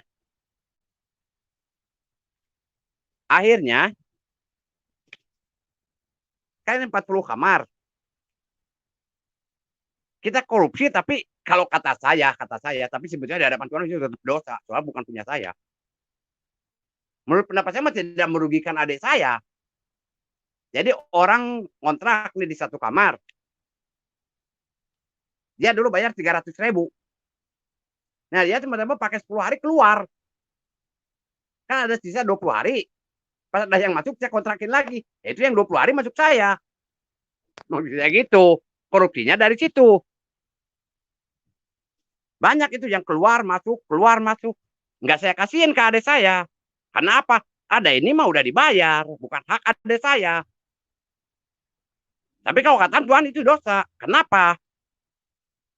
Ini kontrakan punya siapa? Dibalikin ke siapa? Bukan ke kamu. Kamu yang kerja. Ini kan punya adik kamu. Ya balikin ke adik kamu. Tapi saya dulu, ya intinya mah nyari korupsinya, nyari lebihnya. Kayak saya dapat bisa nabung dari hasil korupsi nih. Ingat ini dapat duit haram nih. Saya ngasih tahu nih. Akhirnya dapat duit korupsi. Ada satu keanehan. Saya waktu itu punya anak 3, 4 masih kecil satu. Yang satu melahiran di sini, yang paling bontot. 4 anak saya, yang 3 udah rada gede. Karena kita makan duit korupsi, tiap hari beli bakso kagak ada bosannya. Hampir setahun lebih saya beli bakso tiap hari. Kalau saya makan bakso yang lewat bakso Parto nih sampai sekarang masih ada orang. Ini saya beli, toh bakso, ya. Saya makan bakso hari ini. Dan anak saya yang mau bakso pada beli, bayar. Besok udah lewat toh bakso. Setahun lebih itu. Hebat bilang. Duit setan dimakan juri itu. Jadi hasil korupsi itu pakai makan kagak kenyang-kenyangnya. Kagak ada hasilnya. Padahal itu korupsi saya bilang gede, cukup banyak sih yang keluar masuk gitu. Belum saya ngojek, belum dapat gaji, belum dapat korupsi. Sampai akhirnya tabungan saya punya 4 juta. Dari hasil kayak begitu lah ditabung. Dari ngojek, dari gaji, dari hasil korupsi. Kurang lebih sama ibu gitu lah, ada 4 juta. Pas saya punya tabungan 4 juta, anak saya sakit. Tapi saya pede aja, karena saya pegang duit. Pertama saya nggak tahu sakitnya itu apa. Akhirnya dibawa ke Hosana. Di Hosana berobat. Duit habis, anak nggak sembuh.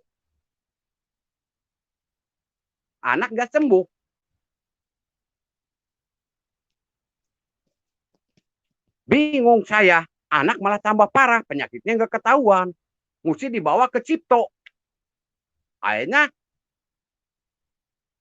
Saya pergi ke Cipto, dibantu sama adik saya pakai mobil ke sana, bingung ngurusin bayarin rumah sakit lagi.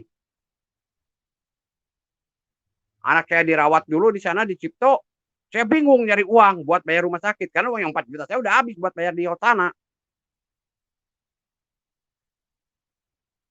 Akhirnya karena kita jemaat dari gereja Eklesia, akhirnya datanglah bantuan dari gereja Eklesia. Pembiayaan rumah sakit dibantu oleh Eklesia, dibiayain. Nah, akhirnya dibiayain. Anak saya ketahuan penyakitnya histiocytosis, semacam kanker darah di bawah satu tingkat dah. Ya. Nah, sudah dari situ, singkat cerita kita berobat aja lah. Soalnya ini berjalan berobat mah, ya cukup ada yang paling yang kalau dibilang cuma sakit doang, dimana perasaannya teriris-iris di saat anak saya mau disuntik, mau diimpus, itu udah nggak bisa masuk impusan. Wah, anak saya ngejerit-jerit. Sampai anak saya tulang punggungnya aja dibor. Dibor itu. Ngejerit-jerit. Saya cuma diem aja. Dan saya itu waktu itu belum bertobat. Saya cuma orang-orang bingung aja. Nah, ujung-ujungnya Tuhan kasih kesempatan murun. Barangkali ya. Nah, saya sembuh. Dinyatakan sembuh, pulang. Nah, udah pulang anak saya. Kira-kira beberapa hari saya merenung di depan pintu. Jam 3 pagi. Saya merenung, hidup ini apa sih? Saya tidur. Bangun tidur, makan kerja. Udah kerja, tidur lagi. Udah tidur, bangun tidur, makan lagi. Makan lagi, kerja lagi. Ini orang apa ya kerjaannya? Kok setiap manusia makan, kerja, tidur. Makan, kerja, tidur. Orang nggak bisa sekarang kerja, makan, nggak tidur, nggak bisa.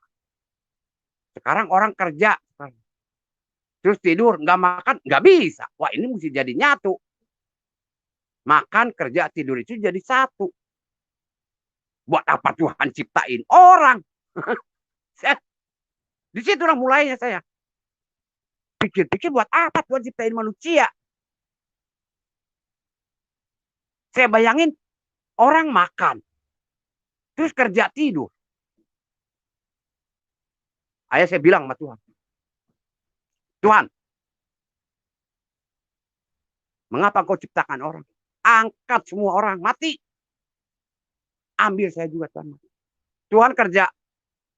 Orang kerjanya cuma makan, kerja tidur, makan, kerja tidur. Buat apa orang? Buat apa gunanya orang? Angkat orang semuanya Tuhan, termasuk saya. Angkat. Mati kayak udah semua di dunia. Jangan ada orang. Itu yang pertama saya bilang sama Tuhan. Tapi Tuhan gak marah. Saya protes gitu, Tuhan gak marah. Begitu baik benar. Begitu hebat Tuhan. Tuhan Yesus begitu hebat. Suara bilang, suara. Surga neraka. Nah, ini saya kaget. Saya dengar surga neraka. Saya begitu dengar surga neraka nggak noleh lagi. Yang saya kerjaan apa? Entar dulu Tuhan, dua tangan saya angkat. Entar dulu. Saya angkat dua tangan saya kayak gitu. Entar dulu Tuhan, entar dulu. Jangan dulu, entar. Kalang kabut saya. Entar dulu Tuhan. 1000% saya ke neraka Tuhan. Karena dosa saya begitu besar. 1000% Tuhan saya ke neraka. Akhirnya saya bilang sama Tuhan, Tuhan, saya ingin masuk ke surga. Tapi saya tidak ingin bertanya kepada manusia. Baik itu nabi, baik presiden, baik siapapun, yang penting manusia. Saya tidak ingin bertanya kepada manusia, kepada hamba Tuhan, pada siapapun Tuhan. Saya akan bertanya kepada Engkau. Sebab Engkau yang punya surga, bukan manusia. Engkau yang punya surga. Jalan mana yang harus saya jalani, yang harus saya tempuh, agar saya pasti ke surga.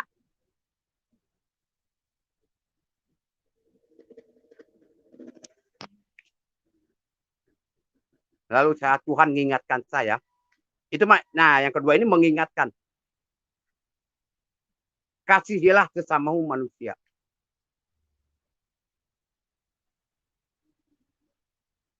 Baik Tuhan, saya bilang. Saya ingin ke surga. Saya bilang sama Tuhan. Tuhan, saya ingin ke surga. Anak istri saya pengen ke surga. Cucu saya pengen ke surga. Dulu mah belum punya cucu, jadi anak istri saya ke surga Tuhan. Dan kalau bisa Tuhan, setiap orang di muka bumi ini ke surga Tuhan. Cuma itu yang saya minta. Itu yang saya minta Tuhan. Saya nggak minta harta berlimpah. Saya nggak minta pabrik Tuhan. Saya nggak minta pabrik 10. Nggak minta dunia ini separuh. Sekalipun Engkau berikan kepadaku Tuhan, lebih baik aku mati. Cabut nyawa saya Tuhan, ambil nyawa saya. Saya nggak ingin harta. Saya ingin ke surga.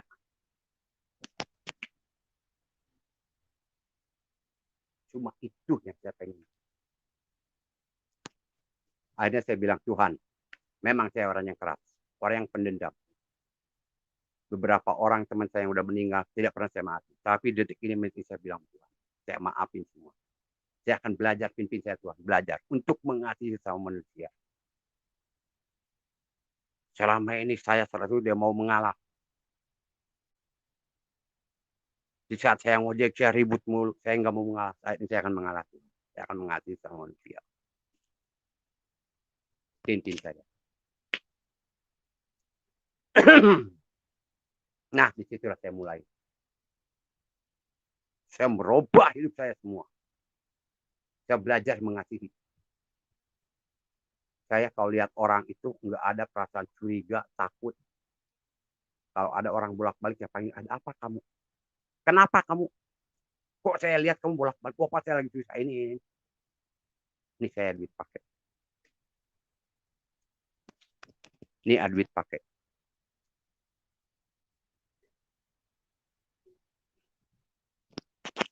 Nah, akhirnya Tuhan ngajar ke saya. Saya ngedengar suara Tuhan yang kedua. Belajar sama orang gila, diam. Waduh, saya bingung. Saya nanya ke anak saya, bingung saya.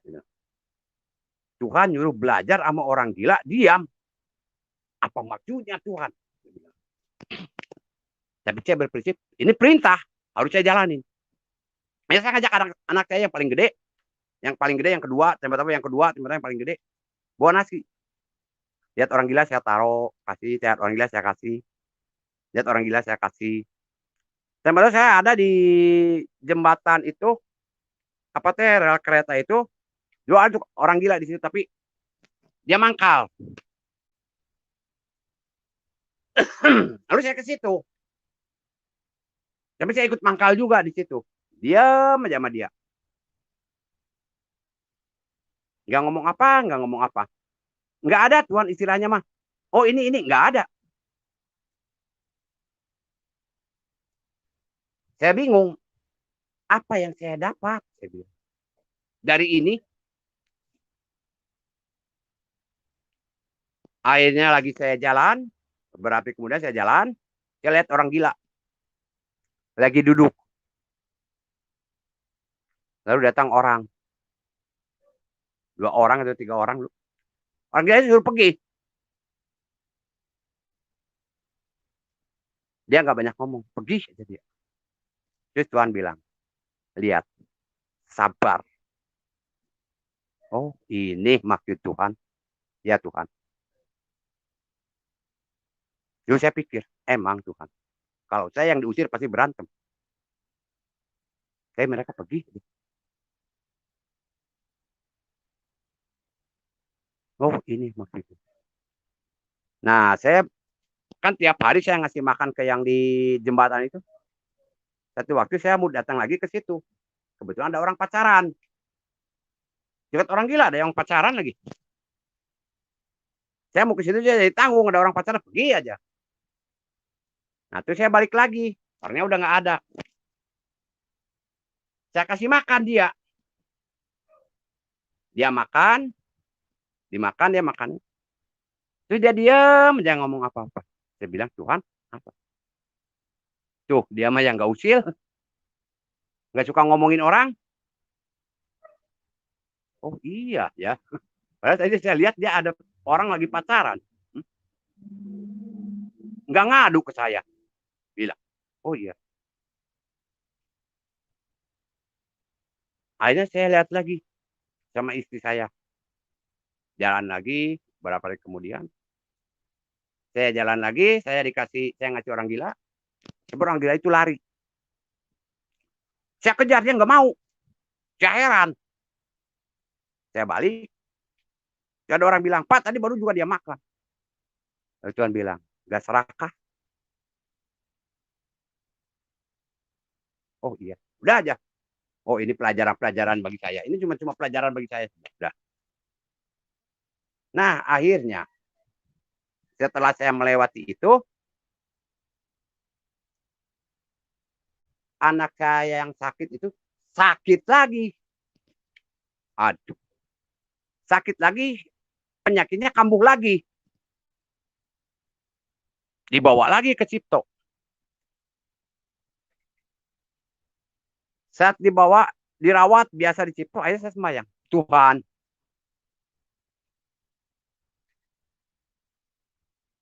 kenapa anak saya harus sakit lagi Tuhan? Yang kedua kali. Kalau anak kamu nggak sakit, kamu nggak mengasihi, kata Tuhan. Saya nggak mengerti tuh. Rupanya Tuhan mengajarkan ke saya melalui anak saya sakit untuk belajar mengasihi itu yang sesungguhnya. Dan saya itu belum mengerti. Kalau anak kamu nggak sakit, kamu nggak mengasihi. Saya dengar suara Tuhan tuh.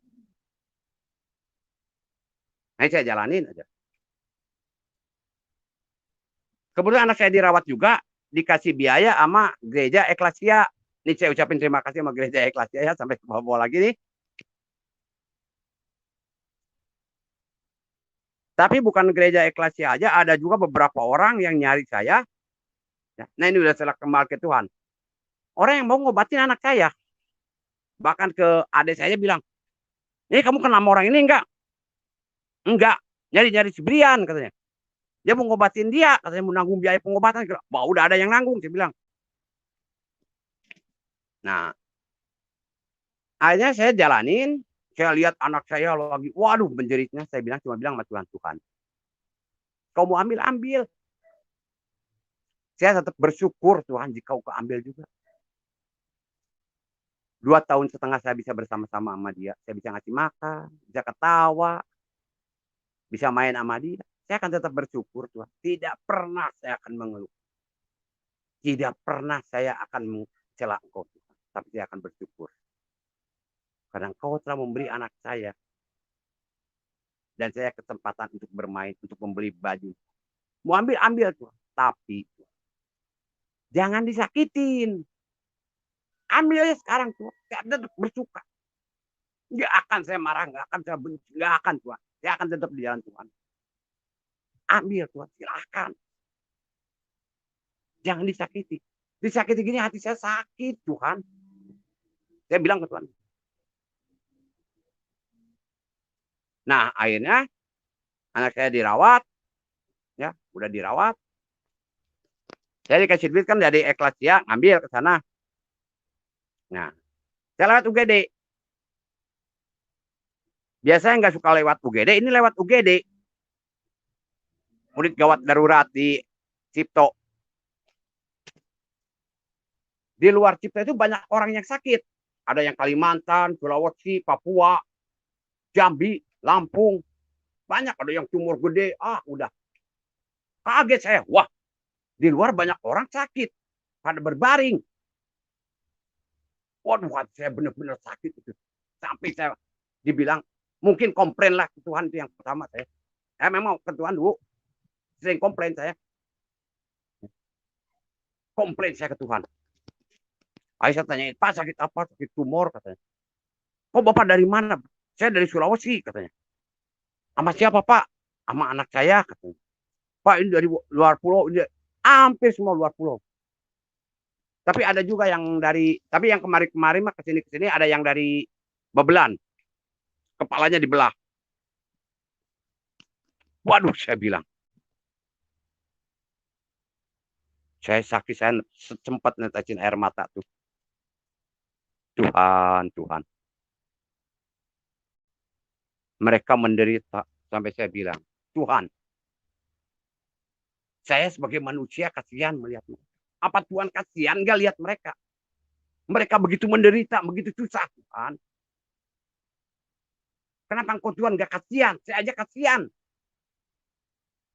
Apa karena dosanya Tuhan? Kalau emang karena dosa, Tuhan, ampuni dosanya Tuhan. Ringankan hukumannya Tuhan. Jangan sampai dia menderita begitu dalam Tuhan. Siapa orang yang sanggup berdiri di hadapan murka Tuhan? Siapa orang yang sanggup berjalan di bawah naungan hukum Tuhan? Tuhan, saya bilang. Tolong Tuhan. Tolong, saya minta tolong Tuhan. Jamah dan sembuhkan dia Tuhan. Ayah saya ngelihat. Seperti yaitu urat-urat gitu, garis-garis. Sebenarnya kan di gambar-gambar itu ada urat-urat gitu, biru kayak gitu kan. Dari bawah ada yang nyala seperti lampu kelap-kelip. Wah, ngerayap ke atas. Wah, ini tandanya orang sembuh. Saya ngelihat itu, oh sembuh, oh sembuh, oh sembuh. Puji Tuhan. Benar semuanya pada sembuh. Di situ, bukan saya aja berdoa.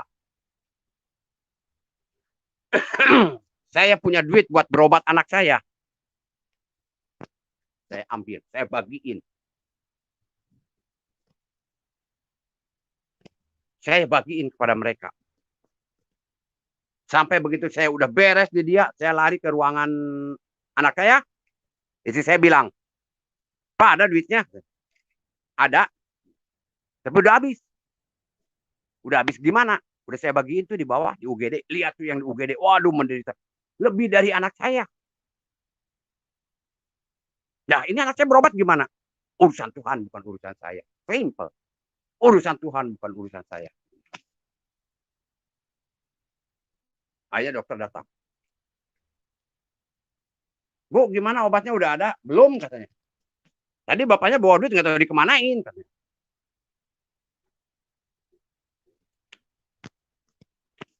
Duitnya tadi dikemanain Pak katanya. Saya kasihin tuh yang sakit. Dokter ketawa aja. Nah terus datang Ibu Sum. Suster. Ada nggak obatnya katanya? Nggak ada. Lalu Ibu Sum bilang, di saya ada apa? Arase katanya. Oh di Ibu Sum ada arase. Kebetulan saya juga ya pin Kristi. Udah satuin, suntikin aja. Iya katanya. Nggak bayar kan? Ya udah katanya buat si Brian mah gratis lah katanya. Ini ada bekas orang katanya. Tapi orangnya keburu plus. Jadi belum sempat disuntikin keburu plus. Ya udah pakai aja buat Brian. Dan dokter saya juga ada katanya satu. Pakai aja udah buat Brian. Dapat gratis obat. Berulang kali itu. Sampai Tuhan ngajarin titik akhir cara mengasihi. Jadi saya kasih tahu ya, cara mengasihi itu bukan kita memberi. Yang intinya kita mengasihi sesama manusia itu, yang artinya jangan manusia itu berbuat dosa sampai berbuat dosa. Bukan sekedar kita memberi, tapi jangan sampai manusia itu berbuat dosa.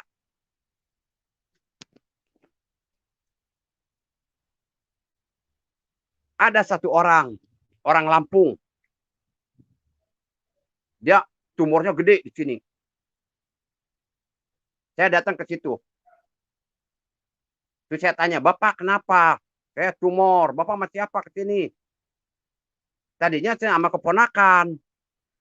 Tapi keponakannya kan pulang.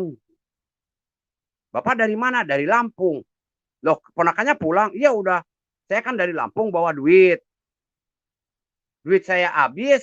Dianya malah pulang. Saya ditinggalin sendiri udah beberapa hari. Waduh Tuhan, saya bilang. Saya ngeluh lagi ke Tuhan. Terus saya tanya. Bapak itu marah-marah. Dia bilang, pokoknya saya mau pulang sekarang ke Lampung. Nggak jadi berobat ya. Kalau saya punya duit, Bapak sekarang pulang ke Lampung. Nggak jadi saya berobat. Loh, kenapa Pak? Saya mau bunuh tuh sekarang keluarga mereka. Biarin saya mau mati juga. Dan saya udah mau mati. Saya akan bunuh mereka semua. Waduh Tuhan, saya bilang. Karena sakit ayah saya bilang. Saya berdoa, Tuhan tolong. Saya untuk mengajari dia, Tuhan. Untuk memberi nasihat. Nah udah. Saya bilang, Pak, Bapak kesini mau apa? Ke rumah sakit Cipto. Mau berobat. Kenapa? Karena sakit. Ini kan, mau sembuh berarti Bapak. Iya. Bapak nggak usah banyak pikiran. Yang penting bagi Bapak mah sembuh. Jadi sekarang yang diminta sama Bapak mah bukan mau pulang ke Lampung, ngebunuh. Bapak yang ini apa kan? Saya pengen sembuh aja. Nah itu Pak mestinya mah. Kan kalau Bapak sembuh enak pulang ke Lampung juga. Ayah dia diam. Bapak nggak usah pulang ke Lampung. Bapak diam aja di sini. Bapak berobat. Bapak pasti sembuh. Saya bantu doa Bapak. Dia bilang. Mau nggak? Dia. Bapak nggak usah takut sendiri. Bapak masih ada Tuhan. Bapak agama apa? Islam. Masih ada Allah Pak. Hiduplah di jalan yang benar. Hilangkan dendam semua Pak. Bersihkan mata hati dan pikiran. Minta ampun ke Allah. Minta ampun ke Tuhan. Minta ampun ke Allah.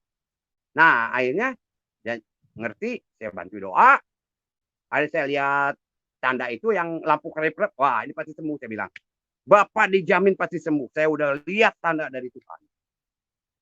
Bapak pasti sembuh. Lalu saya kasih aja duit.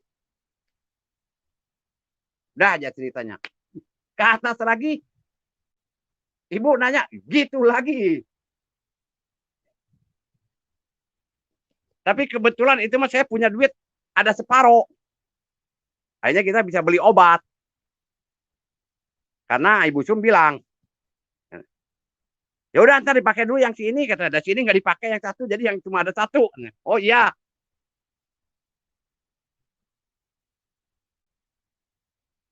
Akhirnya anak saya berobat. Full sembuh total. Anak saya sembuh total, saya pulang. Saya bersyukur banyak pelajaran waktu saya di rumah sakit, bisa istilahnya belajar mengasihi yang sesungguhnya itu gimana. Pasal Tuhan bilang, kalau kamu nggak ke rumah sakit, kamu nggak akan pernah mengasihi. Kamu nggak mengasihi. Akhirnya saya mengerti arti pembelajaran di situ. Nah, sampai anak saya pulang. Di saat anak saya pulang, nih, di saat anak saya pulang, kasih Tuhan nggak sampai di situ. Ya itulah gimana Tuhan bekerja pada hidup saya. Karena ini saya ingat yang dekat dulu aja dah, ya. Setelah pulang dari situ, saya beberapa minggu kemudian saya ke Sumedang. Kebetulan teman anak kontrakan ada yang isinya di Sumedang itu ngelahirin. Saya pergi berdua sama dari ini, pergi berdua dari Cikarang ke Sumedang. Sampai di Majalengka, ya dekat ke Majalaya lah. Saya dengar suara Tuhan lagi. Ke Majalaya. Padahal saya udah lama nggak ke dukun tuh. Terus saya bilang sama Tuhan, nggak mau Tuhan. Saya punya Tuhan, ngapain saya ke orang? Ngapain saya percaya dukun? Saya punya Tuhan. Terus saya bilang sama Herman, Man, saya disuruh ke Majalaya. Katanya. Sama siapa? Sama Tuhan. Baru saya gak dengar suaranya. Gimana Pak? Katanya ke Majalaya. Jangan. Saya bilang, lurus aja udah ke Sumedang. Tanjung Sari, Sumedang. Lalu yang kedua kali. Ke Majalaya. Bilang lagi sama Herman pakai motor kan. Bilang dia sama Herman. Tahu saya disuruh ke Majalaya. Ini gimana Pak? Katanya mau ke Majalaya. Enggak, ini udah mau persimpangan. Katanya. Udah ya lurus lah. Nggak usah. Saya udah punya Tuhan. Ngapain saya ke Majalaya? Perlu dukun lagi. Ngapain lagi? Saya bilang gitu. Ada suara yang ketiga. Ke Majalaya. Waduh bingung nih saya. Udah suara ketiga. Man, ada suara lagi man. Saya mesti ke Majalaya. Lalu Herman bilang, Pak, apa susahnya sih? Kalau kita disuruh ke Majalaya, kan itu kelewat. Tinggal nyimpang dikit, ambil setengah jam juga nyampe. Paling kita telat setengah jam. Nyampe ke Majalaya. Emang ke Majalaya siapa? Justru itu, man. Ke Majalaya itu, ke si Aki Mamat. Dukun. Dia kaget. Oh, percaya dukun. Dulu saya bilang. Sekarang saya percaya dukun. Kagak. Dulu saya tukang kedukun. Makanya saya sekarang gak mau. Nah, saya.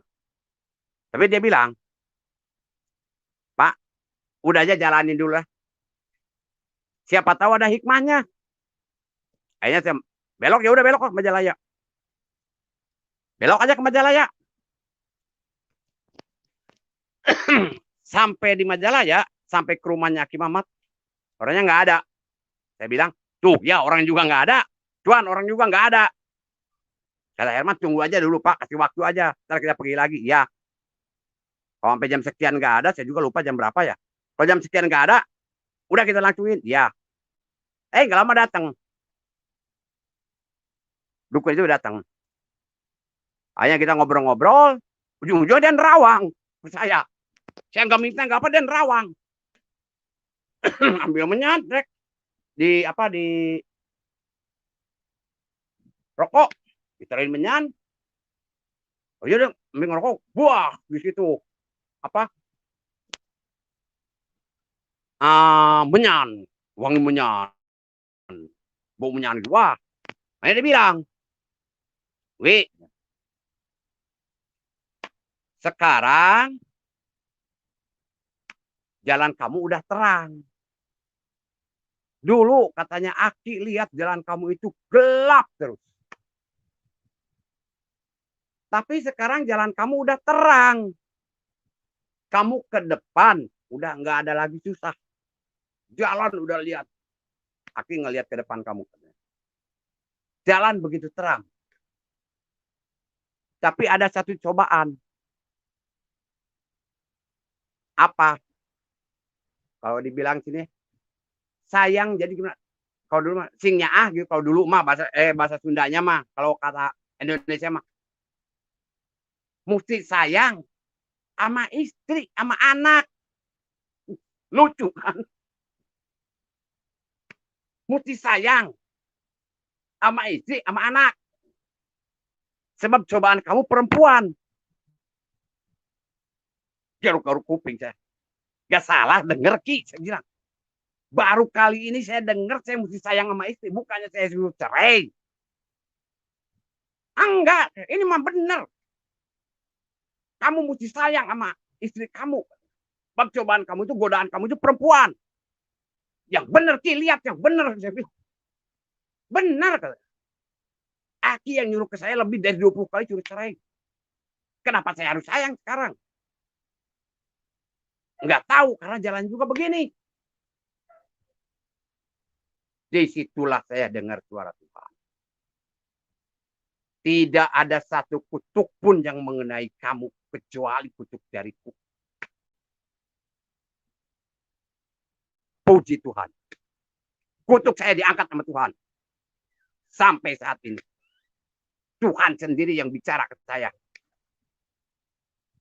Tuhan nyuruh ke Majalaya untuk membuktikan kutuk orang tua saya yang tidak ada obatnya hancur. Tidak ada satu kutuk pun yang mengenaimu kecuali kutuk dariku.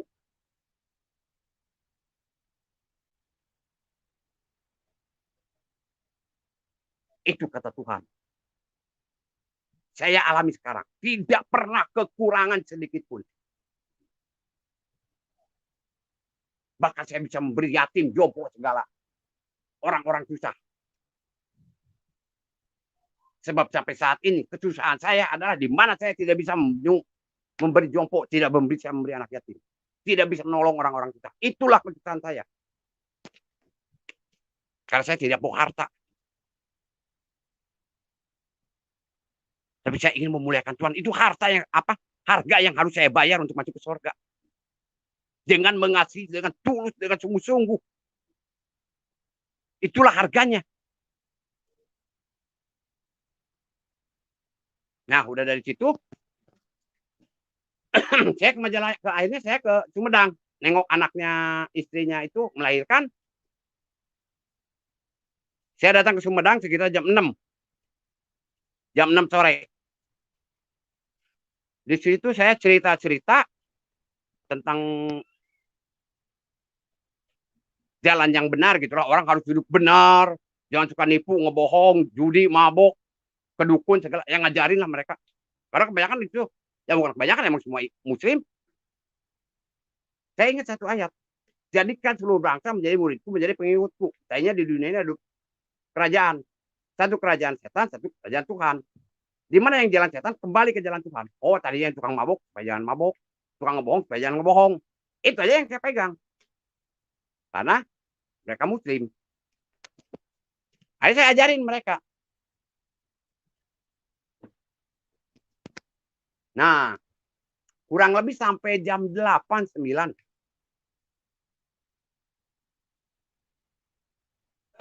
Setelah itu, saya doa. Saya doa ke Tuhan, angkat tangan 2, begini. Nih ya. Kelihatan kali ya anak tangan saya. Tapi di ujung sini, sampai tangan yang satu ini, ada apa? Ada warna biru. Merah. Merah. Nyambung. Seperti satu sinar. Dari sini, ada warna biru. Bersinar. Dari sini, ada warna kuning. Bersinar di tangan saya. Dan saya lihat ke atas. Ada satu titik. Yang menuju turun ke bawah. Kecil banget.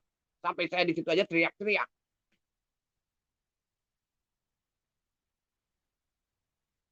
Man ada angin, man ada angin. Saya bilang gitu.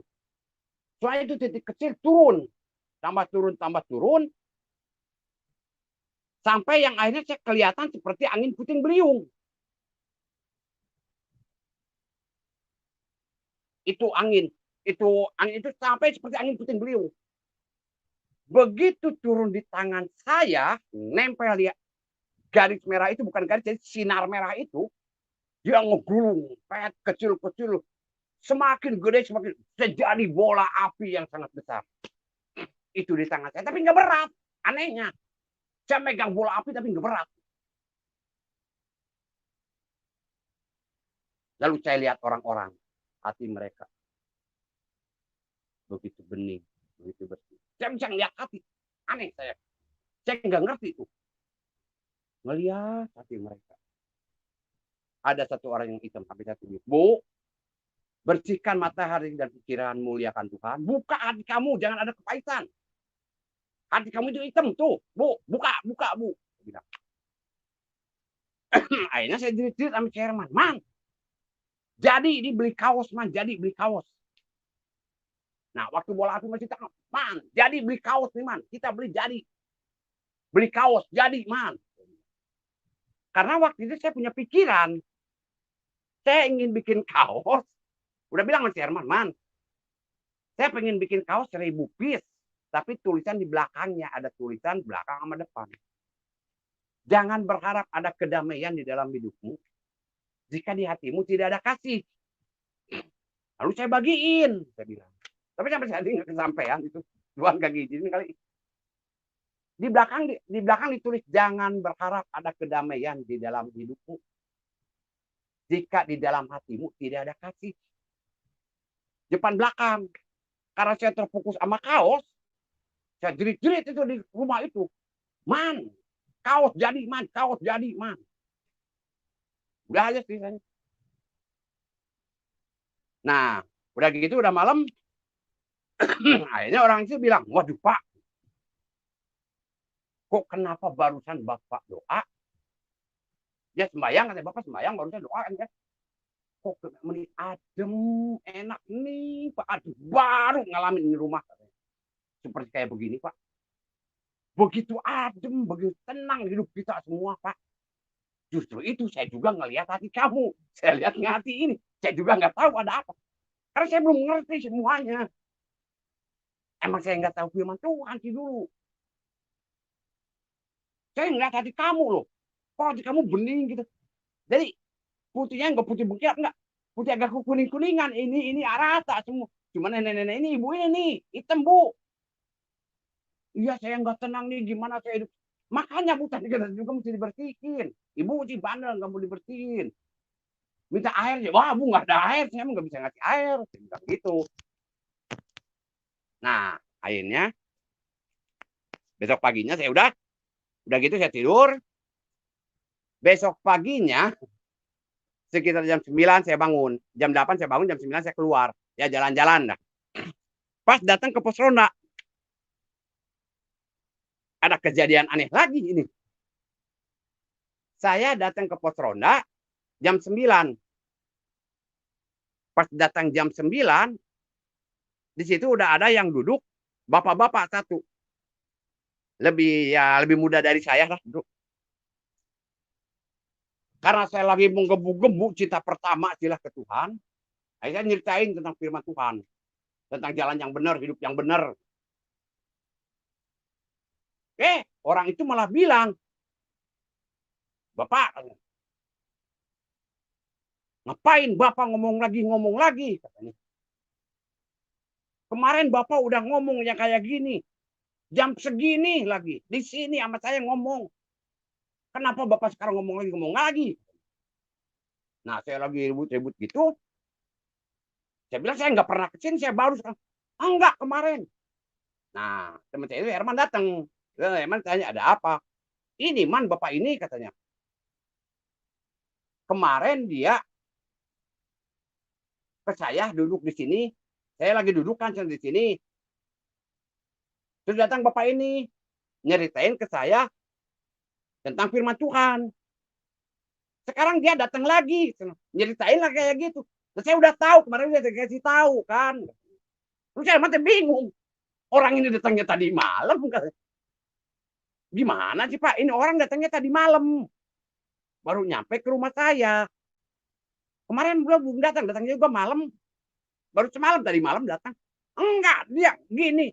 Pakai baju ini segala gini, dia berini. Katanya. Ngotot aja dia gini. Nah, akhirnya ya udahlah, nggak mau ribut. Dan dia udah tahu firmannya. Saya pikir, ya udah tinggalin. Terus kata si Herman, Pak, orang stres diajak ngomong. Ah, orang stres? Iya. Kok tadi ngobrol sama saya nyambung? Ya itu. Saya juga kaget. Kok bisa nyambung? Tadi saya juga ngomong sama dia nyambung. Itu orang stres, Pak. Stres kenapa? Dia dulu bawa truk pasir, nabrak anak kecil. Akhirnya dia ngelamun-ngelamun jadi stres, Pak. Galak itu katanya.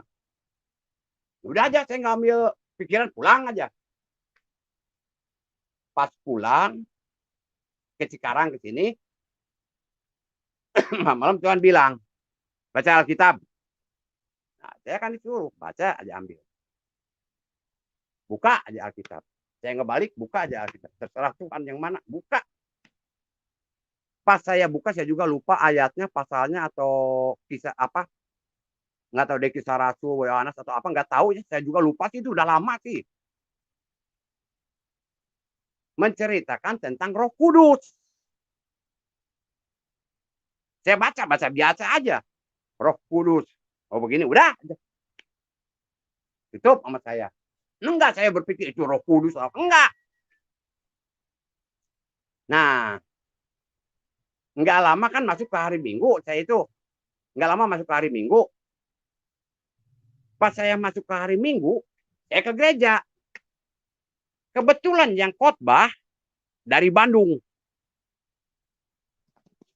Buka ayat yang itu juga yang saya baca. Saya bilang, kok ayat yang saya baca kok aneh? Saya baca ini, dia baca itu, juga baca ini juga sama saya yang baca. Persis. Akhirnya saya ingat sama istri saya, sama anak saya.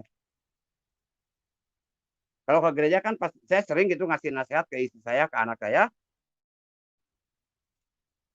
cara belajar hidup di dalam Tuhan. Yang pertama, apa yang dikasih tahu sama saya sekarang, minggunya itu di gereja dia dapat khotbahnya kayak gitu. Dan anak saya suka bilang, mah, kok khotbahnya kayak yang si Papa diomongin ya katanya. Gitu. Kayak yang si Papa diomongin kemarin katanya. Nah, saya ingat itu. Ah, ini mah kebetulan sama. Gitu akhirnya. Nah, minggu depannya saya ke gereja lagi. Kebetulan Pak Thomas yang khotbah. Yang khotbahnya itu juga. Aduh. Ayatnya itu ceritanya tentang Roh Kudus. Pasalnya itu ayat itu saya juga lupa tuh ya. Pada lama. Baru saya bingung. Tuhan, apa ini? Yang aku curahkan Roh Kudus. Oh, aku baru sadar. Yang di sana itu Roh Kudus. Yang aku terima di Sumedang. Aku nggak tahu. Aduh Tuhan, saya bilang maaf, aku nggak tahu. Tuhan memberikan sesuatu yang berharga ke saya juga, saya nggak tahu. Karena saya terlalu bego, terlalu bodoh Tuhan saya. Makanya Tuhan saya SMP juga nggak tamat. Orang bodoh sih saya mah. Nah, disitulah terus. Akhirnya, saya banyak sebetulnya mendengar suara Tuhan, tapi ya Pak Yusuf, kalau kita dirinci satu-satu, saya dengar ini, saya tulis dengan suara Tuhan, tapi saya nggak tahu kapan waktunya, soalnya udah terlalu banyak sih. Sering saya juga nih, salah satu saya ceritain. Saya pernah berdoa ke Tuhan. Anak kosan di sini, dia udah 4 tahun nggak kerja. Akhirnya, saya berdoa sama Tuhan. Berdoa setengah komplain lah ke Tuhan. Tuhan, ya teman saya si Herman itu udah 4 tahun nggak kerja dia. Waktu dia nganter saya aja ke, berangkat sama saya ke Sumedang, dia nggak kerja. Nggak kerja itu. Lama, sampai 4 tahun dia nggak kerja. Tapi setiap saya mau berdoa, dia pasti lupa. Kalau saya lagi doa, ngedoain dia pasti lupa. Pas udah ketemu orangnya, lupa saya. Kemarin saya mau berdoa buat kamu, tapi lupa. Nah, satu waktu saya berdoa buat dia. Nah, saya bilang sama Tuhan, Tuhan bilang, laki-laki pemimpin.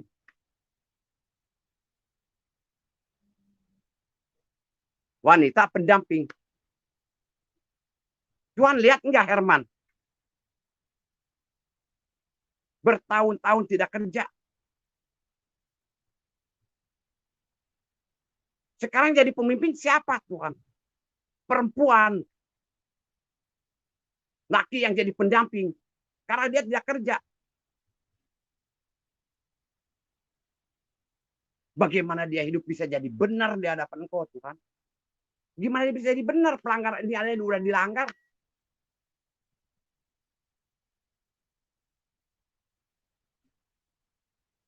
Pasti dia hidupnya mabok aja Tuhan. Mabok aja, mabok terus. Gimana hidup benar? Saya pemimpinnya aja itu berbeda, saya bilang. Dia udah nyari kerja kemarin gak dapat Tuhan. Kata Tuhan, orang mesti hidup benar. Gimana dia mau jadi benar Tuhan kalau dia nggak dikasih kerja? Saya bilang ke Tuhan gitu. Gimana Tuhan mau jadi benar kalau dia nggak dikasih kerja? Tuhan, jika Herman berdosa padamu, ampuni dosanya. Jangan lu ke Tuhan. Beri dia pekerjaan Tuhan yang terbaik menurut Engkau. Beri dia pekerjaan terbaik menurut Engkau Tuhan. Akhirnya saya dengar suara Tuhan. Besok dia kerja. Udah. Sembahyang lain udah. Besok saya ketemu Herman. Nah, ketemu Herman, saya ke pangkalan ojek sengaja nyari dia. Kan dia saya waktu di sini saya tunggu dia udah keburu pergi ke pangkalan ojek, kayaknya dia ngojek, kayaknya nyari buat rokok aja, dia buat nggak tahu buat apa dah, karena istrinya teh biasa dia mencari buat mabok kali. Udah saya lari ke pangkalan ojek. Terus saya sambil ngojek juga, satu jalan dua jalan, saya ketemu. Dia lucu juga ketemunya juga. Nah, saya bilang Mas Herman, sini man, kamu besok kerja. Di mana Pak? Nggak tahu. Loh, Pak yang benar. Benar kamu besok kerja loh. Pak bukan main-main yang benar. Benar. Di mana? Nggak tahu. Nggak tahu kamu kerja di mana. Pak, apa ada teman Bapak yang nyuruh orang kerja? Enggak. Apa ada yang PT yang nyari kerja, yang nyari lowongan kerja itu yang orang buat kerja? Enggak ada. Habis saya kerja di mana? Enggak tahu. Kata siapa, Pak? Kata Tuhan. Dia cuma bilang gitu. Saya kata jujur, orangnya masih hidup. Kata Tuhan, bukan kata saya. Nah, akhirnya singkat cerita besok. Kebetulan saya besoknya nggak ke pangkalan ojek, saya nongkrong aja di depan. Nah, jam 12 saya ngeliat si Herman pulang. Man, tumben lu udah pulang. Iya nih si Bule nawarin kerja katanya. Kata dia, si Bule nawarin kerja. Ini besoknya nih, udah saya bilang hari ini ya, besoknya dia nih. Ya syukur deh man, lu kerja mah. Ya mudah-mudahan aja masuk Pak katanya. Nggak kepikir sama saya. Enggak, dibilang kayak saya nggak kepikir kerja. Terus baru ya man, mudah-mudahan kamu diterima. Biar kamu gak mabuk baik. Biar kamu bisa hidup benar. Ya Pak, saya sambil ketawa. Pergi aja. Dia pergi kerja saya aja nggak mikirin, nggak ingat. Saya tetap aja saya di warung. Tahu-tahu pulang-pulang jam 7. Loh man, lu baru pulang, bis ngojek. Enggak Pak. Bis kerja. Hah? Kerja. Saya nggak kepikir bahwa itu janji Tuhan. Kerja di mana? Di laundry Pak. Si Bule tadi. Kan saya di siang pergi. Si Bule di pangkalan. Ngajakin man. Lu nggak kerja enggak? Tuh di tempat gua ada lowongan. Katanya lu mau nggak? Laundry tapi iya. Katanya. Penting gua kerja dah. Hanya dia kerja di laundry. Herman udah pulang baru saya ngeren. Tuhan kok baik ya. Bener dia kerja. Ya bener kerja. Benar-benar Tuhan. Ayo siapa? Ketemu lagi dia ke depan. Man sini. Mari saya bilang apa? Kamu kerja kan? Tah, Tuhan baik. Hidup lu mesti benar. Hidup lu mesti benar. Hidup sesuai dengan kehendak Tuhan. Berhenti kamu mabok. Berhenti kamu melakukan yang enggak. Akhirnya dia kerja. Kerja kurang lebih 3 tahun dia bilang ke saya. Pak, saya heran kenapa? Saya kerja udah 3 tahun. Karyawan bukan, kontrak bukan. Emang kenapa? Waktu saya kerja, itu melalui yayasan. Saya tanda tangan ke yayasan. Tekan kontrak 1 tahun. Itu banyak ya teman-teman saya. Ada beberapa orang. Tapi udah teman saya mas semua udah keluar. Tapi saya sampai 3 tahun. Nggak ada panggilan lagi dari yayasan. Tanda tangan kontrak. Dari PT juga nggak ada nanyain pengangkatan karyawan. Nggak tahu deh ini kerja itu kerja apa. Nggak tahu kontrak, nggak tahu karyawan katanya. Kalau dikasih kontrak kita mesti tanda tangan. Kalau dibilang kata dia, kalau dibilang saya karyawan ada surat pengangkatan. Terus saya bilang, ya yang amat lu. Yang penting lu kerja. Sekarang lu kerja masih digaji ya udah kerja. Udah ya kerja. Selama belum dikeluarin kerja. Ini dia kerja. Lucu juga tuh. Nah, dia kerja 4 tahun. 4 tahun keempat, dia kerja. Udah hampir 4 tahun lah. Jadi dia keluar. Dia keluar, saya ngeliat. Dia nyamperin, Pak, saya dikeluarin. Hah, dikeluarin, Man? Iya. Di situ Tuhan bilang lagi, perempuan. Wah, gak percaya Tuhan. Gak percaya. Orang aja pulangnya tepat waktu. Gak percaya Tuhan. Enggak, saya bilang ke si Herman. Nah, ini dia pulang. Besoknya, nah dia udah pulang, udah apa. Besoknya dia ke depan main ke warung. Itu Tuhan bilang, perempuan. Wah, saya penasaran nih. Perempuan. Mau tanya sama si Herman gitu. Pas saya samperin dia, dianya pergi. Sambil setengah gak percaya, di perempuan gak ada orang itu. Ya intinya mah orangnya mah rajin. Enggak neko-neko. Udah aja. Siang saya ketemu, malam ketemu lagi dia datang ke sini. Ke depannya istilah beli kopi, Pak beli kopi gitu ya. Nah, kebetulan.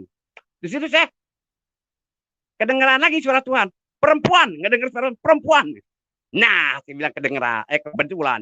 Bikin kopi. Nih, saya bilang, Man, saya mau jujur sama kamu, saya pengen kamu jujur. Karena saya untuk mengetes ini suara Tuhan atau bukan.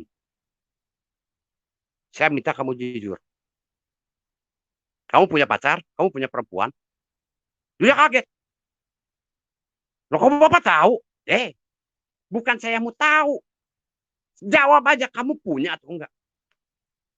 Pak, sebetulnya anak sepete aja nggak ada yang tahu. Apalagi istri saya. Nggak ada satupun yang tahu. Saya bilang, Tuhan tahu loh. Ngasih tahu ke saya bahwa kamu dia taunya sama perempuan dikeluarin. Gara-gara perempuan. Kalau kamu mau hidup kembali ke jalan Tuhan, Tuhan akan kasih kamu pekerjaan lagi. Saya akan bantu kamu doa. Kalau kamu mau bertobat, oke, enggak. Saya tanggung sendiri. Kamu udah dulu 4 tahun nggak kerja. Sekarang udah hampir 4 tahun kamu kerja. Akhirnya dia, wah Pak, mau saya buang. Ya puji Tuhan, dia kerja lagi. Kerja lagi dia. Dia buang, dia bertobat, beberapa bulan, nggak salah sebulan lebih dia bekerja lagi. Nah, itu salah satunya. Banyak ya. Mungkin kalau dicerain semua gimana ya ini. Nah, terus nih yang paling ini tentang ayah saya. Ya, tentang ayah saya. Saya sebetulnya 3 kali mendoakan orang yang enggak ke sorga jadi ke sorga.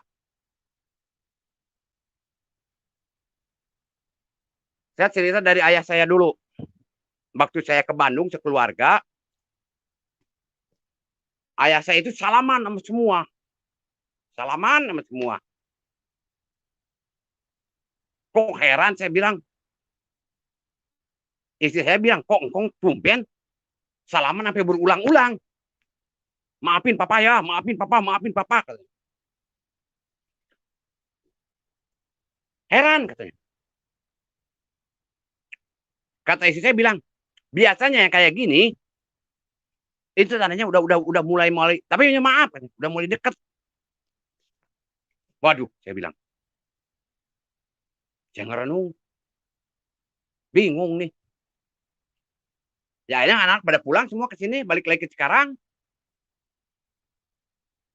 Kurang lebih jam 3 pagi lagi saya doa ke Tuhan. Tuhan, bapak saya mau meninggal. Dilihat tanda-tandanya bapak saya mau meninggal, Tuhan.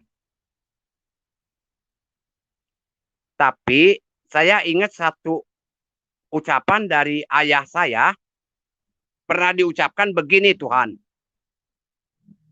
Biarpun di dunia sesusah-susahnya kayak apa, akan saya jalanin. Saya anggap ini sebagai hukuman dari Tuhan atas tingkah laku saya. Tapi saya mati pengen ke sorga. Terus saya bilang sama Tuhan, tanya, Tuhan, ayah saya ke sorga enggak. Terus kata Tuhan, tidak. Dah kaget saya. Tidak. Pak, sebentar Pak, Pak Ya, Eli, Pak, ini ya. sudah terlalu panjang. Mungkin kita buka ruang diskusi aja kali Pak ya, supaya nanti Ya enak. benar. Di beres Iya, yang terakhir ini ya. Ya, ya. eh, sambil diskusi aja Ini mungkin yang Pak, terakhir karena nih. supaya enggak, mungkin sampai diskusi aja bisa Pak, supaya ini soalnya takutnya nanti diskusinya terlalu panjang, supaya kita ini jangan sampai supaya orang bisa komunikasi dengan Bapak. Oh ya, ya, ya. Ya, Kapan mau ya diskusi teman-teman. sekarang? Ya, Ya, ya. soalnya sudah 2,5 jam Pak. Oh, udah aduh, lama banget ya kata saya juga. Iya makanya. Iya 2,5 jam. Iya. Soalnya saya juga ini bingung. Saya dengar juga itu banyak nih. Saya gitu. Ya, ya. Oke Gitu. teman-teman. Makanya saya kalau bilang semua juga, makanya saya nggak sanggup terlalu lama gitu. Ya, ya, ya oke Pak. Atau Pak gini, Eli kita buka. ini biar nggak penasaran nih ya, yang satu tentang ayah saya ke sorga nih, soalnya ini masalahnya ke sorga nih. Mungkin gini Pak, nanti kita Kalian dia mau bikin aja part. Gini Pak, mungkin kita akan bikin part kedua supaya ini Heeh. supaya tidak terlalu ini Pak, terlalu malam juga supaya tidak terlalu Oh larut. ya, ya, ya. Iya, jadi nanti kita bikin ke Ya, season 2 aja Pak. udah lama banget ya. Maaf nih ya. Iya. Maaf ya, udah 2 jam terlalu setengah. lama nih.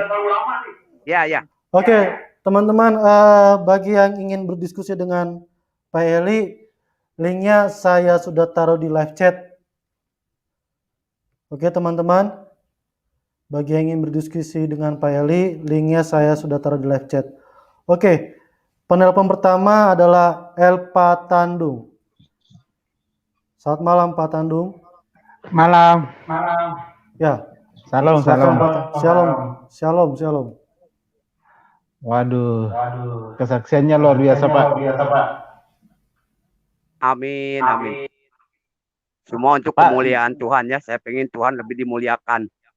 Ya. Pak, gimana Pak Ya. menyelamatkan orang yang udah dibilang ke neraka itu bisa ke surga itu, Pak?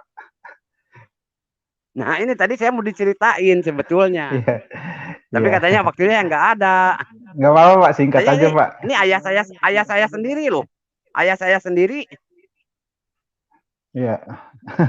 Gimana itu, Pak? Kejadiannya ayah saya sendiri, makanya saya Mungkin Soalnya- gini Nah, Pak, jadi gini. sebentar Pak Eli. Mungkin kalau tentang ayah nanti Ya. biar ini penasaran penonton mungkin season kedua aja Pak. Oh gitu ya, ya nggak apa-apa. Iya. Oh, season kedua, ya, ya. Iya season kedua aja supaya Iya, ini. iya. Jadi Iya. biar enak. Siap. Iya, Pak Tandung. Jadi dibuat Ya. dibuat to be continue ya. Iya betul Pak Tandung. Iya. Ya. Oke. Oke, Iya Pak, silakan, Pak mau nanya Pak, apa udah Ya. ini Pak pernah kayak doa pelepasan gitu? Soalnya kan dulu pernah ke ini ya dukun-dukun kayak apa gitu. Oh, saya enggak. Saya percaya sama Tuhan Yesus yang telah melepaskan kutuk bicara sendiri ke saya. Tidak ada satu kutuk pun yang mengenaimu kecuali kutuk dariku. Nah, Iya. Itu kan dari kuasa-kuasa gelap itu kutuk masa depan, kutuk segala udah dihancurkan sama Tuhan. Kata Tuhan cuma kutuk dari Tuhan. Di mana kutuk dari Tuhan itu? Di saat saya jatuh dalam dosa. Tapi jimat-jimat Di saat udah nggak ada semua Pak sering ya? saya nggak punya. Udah dibuang semua. Oh Saya iya. aja nih saya kalau saya misalnya saya dosa sekarang, bikin dosa, ya langsung dihukum. Enggak. Ini aja kesaksian ini anak saya kena corona, tahu nggak? Ntar saya ceritain. Ini kesaksian ini aja anak saya kena corona. Tapi sebenarnya mending dihukum di bumi Pak daripada dihukum di yang kekal. Iya, makanya itu Tuhan mengajarkan ke saya.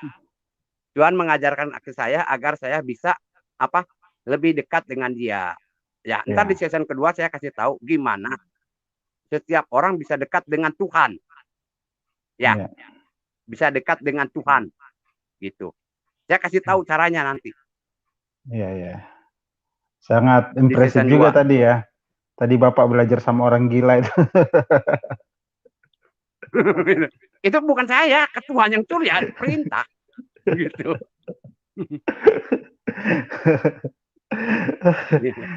Luar biasa. Jadi sabar Bapak ya Makanya sama orang gila ya. ya makanya ntar di season 2 ya, makanya ntar di season 2 mungkin saya juga bisa mengatakan apa? Yesus itu Tuhan bukan? Tuhan.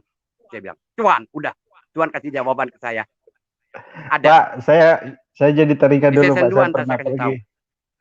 Saya pernah pergi pelayanan Pak di kayak panti orang-orang gila gitu Pak. Terus ada salah satu orang gila itu karena Ya, dia terlalu pintar apa gimana gitu loh. Dia jago bahasa Inggris. Terus dia ada komplain satu istilah bahasa Inggris Pak.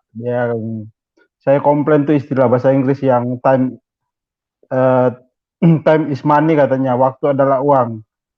Dia ngomong gini, saya di sini di panti ini banyak waktu tapi nggak ada uang. Jadi istilah itu bohong katanya. nah, nah inilah.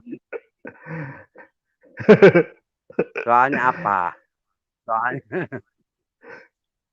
Soalnya orang pakai pola pikir. Ya, orang pakai kebanyakan pola pikir. Iya. Banyak sih lah nasihat-nasihat Tuhan gitu yang saya terima. Makanya Iya, Pak. saya juga mesti bersaksi ini. Ada 2 kejadian dalam hidup saya. Sebenarnya ini mesti batal loh. Saya mau ngebatalin. Tapi malah Tuhan pukul saya. Tahu nggak? Ya, Satu sama corona. kan Satu saya kesaksiannya sakit ini. harus disampaikan. Sakit kaki. Karena kesaksian itu Pak Tapi puji Tuhan anak saya sekarang mengalahkan sembuh. iblis. Saya udah jalanin. Tuhan udah saya jalanin Ya. nih. Anak saya tinggal sembuhnya Tuhan. Siap. Pak, kasih tips dong Pak. Udah saya jalanin kepada sesuai kehendak Tuhan. Ya. kasih tips Kak kepada kita Pak untuk bagaimana caranya senantiasa selalu berkomunikasi dengan Tuhan gitu. Dengan tingkah laku. Bagaimana itu keinginan kita. Contoh kayak saya. Ya. Ya Pak. Saya pengen masuk surga Tuhan. Gak mau harta. Hah? Saya kunci dengan apa? Saya kunci itu ada kuncinya. Bersiap-siap dan berjaga-jagalah. Sebab kamu tidak tahu kematian itu kapan datangnya. Di saat kematian itu datang, kamu telah siap sedia. Maka setiap saat saya mengingat kematian saya. Wah, jadi gimana? Inilah yang terakhir mungkin. Bentar-bentar saya mati. Puji Tuhan. Ya. Jadi saya mau berdosa. Waduh, gimana kalau saya mati? Hah? Ini mah udah tingkatnya lebih tinggi Pak. Udah kayak Rasul Paulus Pak ya. Yang ilmu radikalnya itu hidup untuk Kristus dan mati adalah keuntungan. Bukan. Semua karena anugerah Tuhan. Amin. Tuhan semakin di atas, saya semakin di bawah. Kaki Tuhan di atas kepala saya. Itu juga masih belum layak saya. Ya. Seandainya Tuhan berdiri di atas kepala saya, itu saya belum layak di hadapan Tuhan. Wow, luar biasa Pak malam ini. Terima kasih Pak atas waktunya. Atas waktunya, atas bincang-bincangnya. Saya tunggu kesaksian berikutnya Pak ya. Ya. Thank you. Ya. Tuhan berkati. Yuk. Memberkati Pak Tani. Shalom. Tuhan Yesus memberkati ya. Terima kasih. Ya. Ya, itulah Tuhan kita, Tuhan yang sangat baik. Tuhan Yesus itu lautan kasih yang sanggup mengubah setiap manusia asal kita mau buka hati. Oke, kita lanjut lagi ke Pak Maksi Aladi. Halo, shalom, selamat malam. Ya, halo, shalom, selamat malam. Selamat malam Pak Maksi. Yo. Shalom. Malam. Apa kabar? Shalom. Shalom. Baik, puji Tuhan. Terima kasih banyak. Saya sangat diberkati Amin. atas Amin, amin. kesaksiannya. Eh, saya ada satu pertanyaan yang sempat tadi Bapak sampaikan bahwa sempat Bapak tanya Tuhan soal orang tua Bapak. Apakah orang tua Bapak sudah masuk surga atau masuk neraka? Begitu tanya, Tuhan bilang, Sering. Ya, ah, Pak Marsi, mungkin itu nanti season kedua, Pak, biar penasaran dulu. oh gitu. Oke. Iya. Pada penasaran Baik, nih ya? berarti saya simpan dulu. Rasa gelisah. Iya. Iya. Kita waktu Oke, juga, baik. Pak. Ya, Kita Oke, sini baik. waktu. Ya, Baik, mungkin ada oke, pertanyaan, saya Pak. tidak komentar terlalu panjang, tapi terima kasih banyak kesaksiannya. Saya hanya sama-sama. satu Puji pesan Tuhan. saya Tuhan juga memberkati. bahwa tugas kita di bumi ini sebenarnya itu jadwal Tuhan sudah berikan kepada kita, umat manusia yang percaya kepada Tuhan untuk melaksanakan tanggung jawab.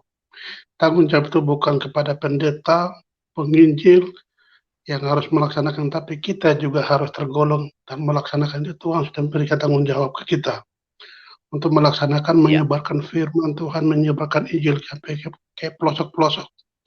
Jadi supaya orang di manusia di muka bumi ini sampai dimanapun tidak mengenal Tuhan Yesus, satu yang sudah mengenal Tuhan Yesus tapi jauh, bisa kembali dekatkan diri, karena Tuhan harapkan supaya semua manusia itu harus masuk kerajaan surga. Itu yang Tuhan sudah berikan kepada kita, harus bertanggung jawab sebagai tangan panjang dari Tuhan. Sebenarnya tangan panjang dari Tuhan itu kan bukan pendeta, bukan gembala, bukan penginjil saja, tapi kita manusia yang percaya kepadanya. Kita punya pertanggung jawab. Jadi pesan saya, Bapak tetap maju terus, menangkan jiwa-jiwa yang Ya, amin. Ya, amin. jauh-jauh Makasih, sana. Pak. Yang ada di sekitar kita juga masih banyak yang masih belum mengenal Tuhan. Nah, itu Iya, hanya amin. pesan saya, dan bukan pesan saya saja, tapi kita semua harus lakukan itu. Itu saja, terima kasih. Saya pikir itu saja, Tuhan Yesus memberkati. Terima kasih, Pak Kita saling Marsi. mendoakan supaya Tuhan memberikan Sama-sama. hikmat kepada kita untuk kita melaksanakan tanggung jawab. Shalom, Tuhan memberkati. Shalom, Tuhan Haleluya, Yesus. haleluya. Haleluya. Shalom. Tuhan Yesus memberkati sama-sama, Pak. Shalom. Ya, sebelum kita lanjut, izin saya bertanya, Pak. Sekarang kegiatan Pak Eli ini apa nih? Kegiatan ininya? Sekarang saya ngurus kontrakan. Ngurus kontrakan 170 pintu. Wow. Sama satu orang. Itulah Ada talenta ambil dari pelayanan Tuhan. nggak? Hah? Ada ambil Saya pelayanan? dulu pernah ada teman saya, pelayanan. Saya Iya, enggak. iya. Oh, oke. Enggak pelayanan, cuma ya kalau anak-anak kosan, paling saya ngajarin anak-anak kosan belajar hidup benar di dalam Tuhan. Gitu. Oke. Oke, kita lanjut Sebab lagi, Pak ya. manusia susah. Ya. Sebab manusia susah karena upah dosa. Ya, gitu. Oke. Jadi Kita lanjut yang lagi, harus Pak, saya ya. jaga jangan sampai orang berbuat dosa. Ya, betul. Setuju saya, Pak. Oke, Pak, kita lanjut lagi, Pak, ke Ibu Lani. Ya. Selamat malam, Ibu Lani. Iya, selamat Halo. malam. Selamat Selamat malam, Malam, Ibu. Pak Rey. Selamat malam, Pak.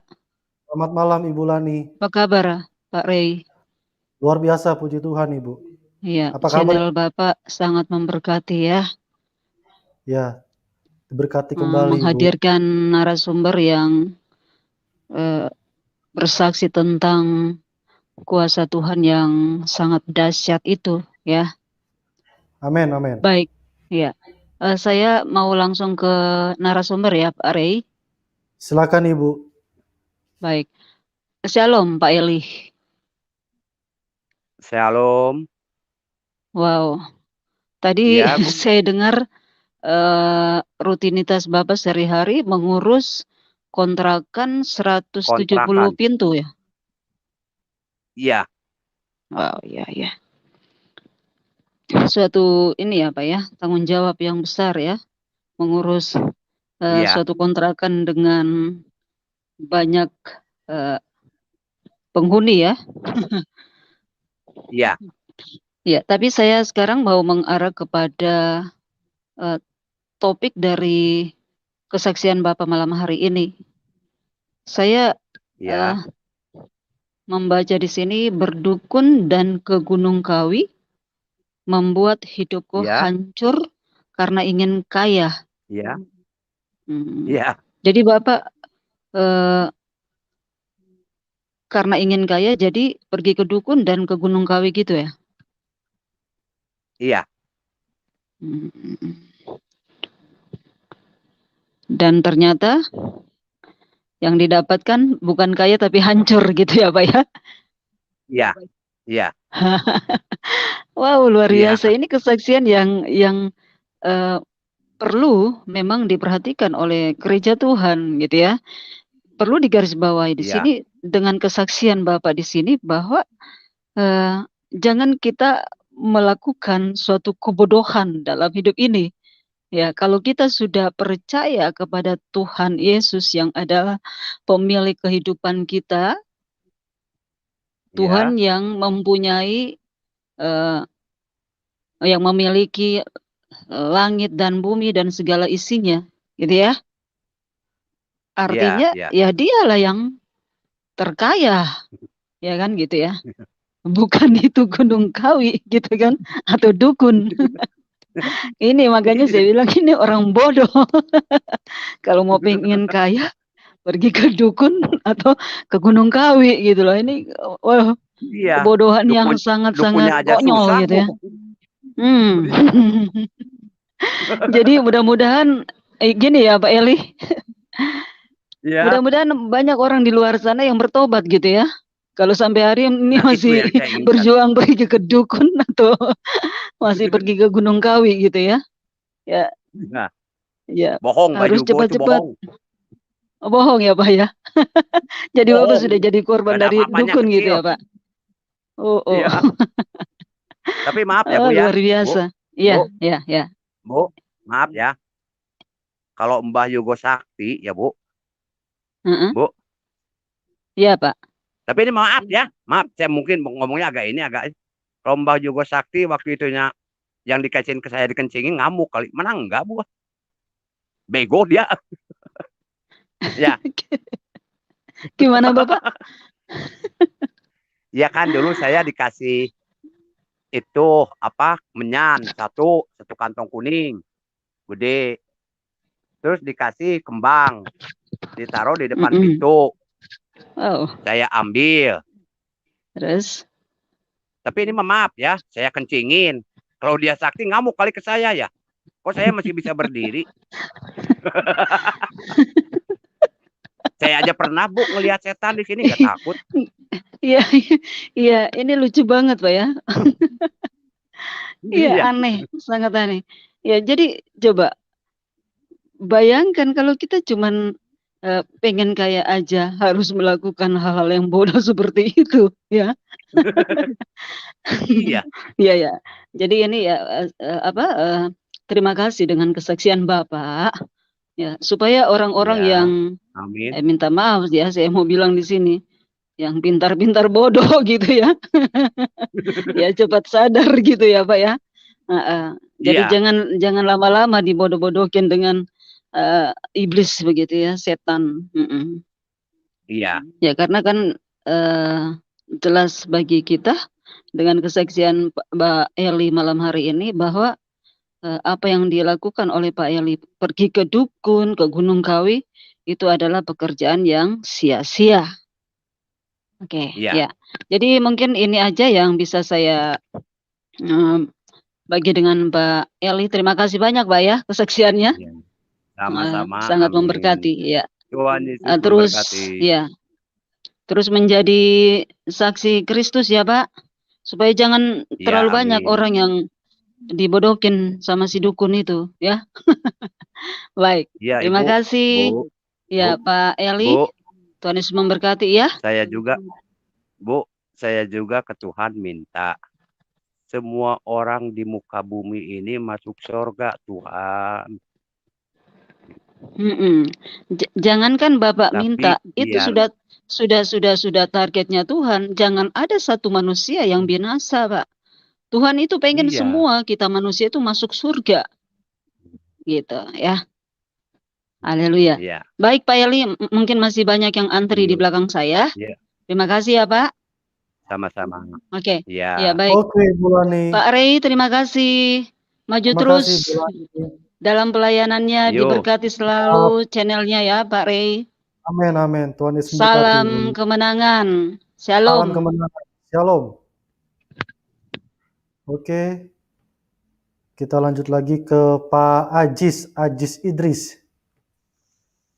Shalom, selamat malam. Shalom, selamat malam Pak. yang Selamat malam. Shalom, Shalom. Shalom, apa kabar? Luar biasa, puji Pak Tuhan. Shalom. Presiden, apa kabar Pak? Halo. yuk, Halo, Shalom, saya langsung ke narasumber ya Pak ya. Siap, siap. ya, Halo, ini dengan Pak Eli ya Pak ya? ya, Luar biasa Pak kesaksiannya.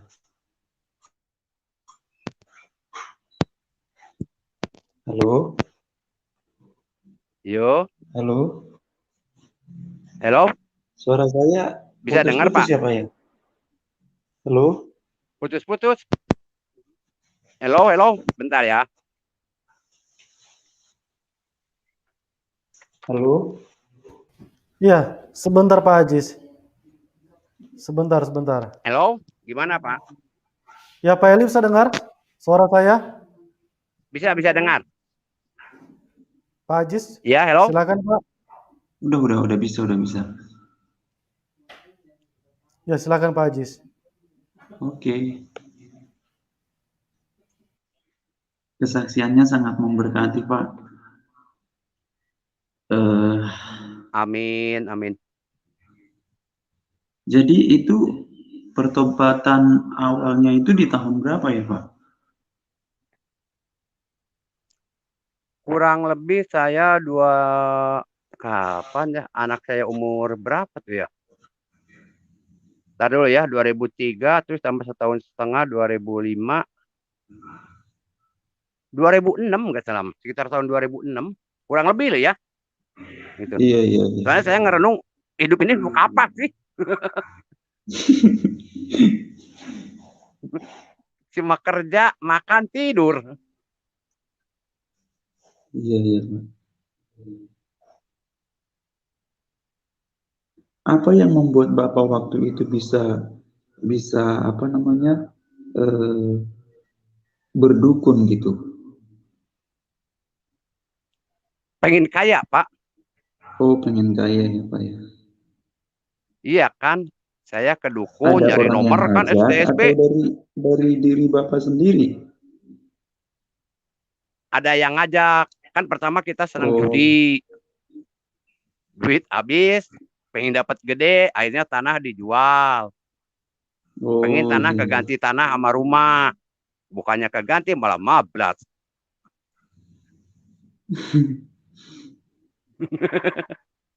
Bukannya kaya tapi Tanah hancur ya saya. Pak ya? Hah? Bukannya kaya tapi Apa, hancur Pak? ya? Waduh, Pak, hancurnya kelewatan, Pak. Kelewat batas hancurnya. Iya. Sampai makan aja dikasih orang. Iya. Ngeri ya hidup. Iya. Kenapa Pak? Ngeri hidupnya. Kalau orang ke dukun, Pak. Iya Pak, ngeri Pak.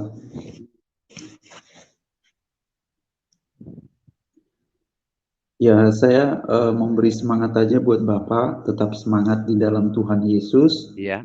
Karena hanya Tuhan yang Amin. mengatur hidup kita gitu.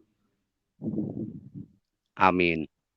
Ya, terima kasih buat kesaksiannya Pak. Yo, Memberkati sama-sama. banyak jiwa-jiwa juga yang mendengarkan pada malam hari ini. Ya, itu saja ya Pak ya. Ya, Terima kasih Pak Presan Ya, buat sama-sama Pak. waktunya. Terima kasih Pak Jis. Iya, Ya, Tuhan Yesus memberkati semakin Pak. diberkati channelnya ya Pak. Berkati juga selalu Pak. Amin, amin, amin. Oke, Salam terima kasih Pak. kemenangan. Salam kemenangan. Oke, itulah dahsyatnya Tuhan kita. Tuhan yang sangat baik. Kalau kita mencari dunia, pasti akan selalu merasakan kekosongan ya Pak ya. Merasakan ya, ya, ketidakpuasan. betul. Karena Ya, kalau ya, kita ya. hidup dunia tidak bersandar dengan Tuhan, pasti kita akan merasa kosong dan merasa tidak puas. Itulah manusia. Tetapi kalau kita cari Ya. Tuhan, kekosongan itu akan diisi dengan kasih Tuhan Yesus, dengan kuasa Roh Kudus. Sehingga orang yang sudah diubah oleh Roh Kudus pasti akan lebih cinta Tuhan Amin. dan akan Dengan lebih sukacita. Betul, betul. Karena damai sejahtera Tuhan melingkupi kita ya Pak ya. Halo? Halo Ya, Pak Eli, ya. suara saya kedengaran? Kedengaran. Ya, teman-teman, mungkin kita cukupkan sampai di sini dulu. Karena waktu juga yang membatasi kita. Ini juga kesaksiannya sudah sangat-sangat memberkati kita. Ya sekali lagi Pak Eli, terima kasih ya Pak. Kita akan Ya, atur lagi sama-sama. waktu Puji session Tuhan. kedua. Ya, Ya, kiranya kasih karunia Tuhan Yesus memberkati Bapak sekeluarga. ya, Oke amin. teman-teman, bagi yang ingin mendukung Pak Elia Tanujaya, nomor rekeningnya kami sudah taruh di bawah layar deskripsi YouTube. Oke Pak Eli, terima kasih Pak sekali lagi. Ya, Oke teman-teman, yo, bagi yang sama-sama. belum bisa bergabung, kita arahkan ke program selanjutnya. Terima kasih, Tuhan Yesus memberkati, salam kemenangan. Amin.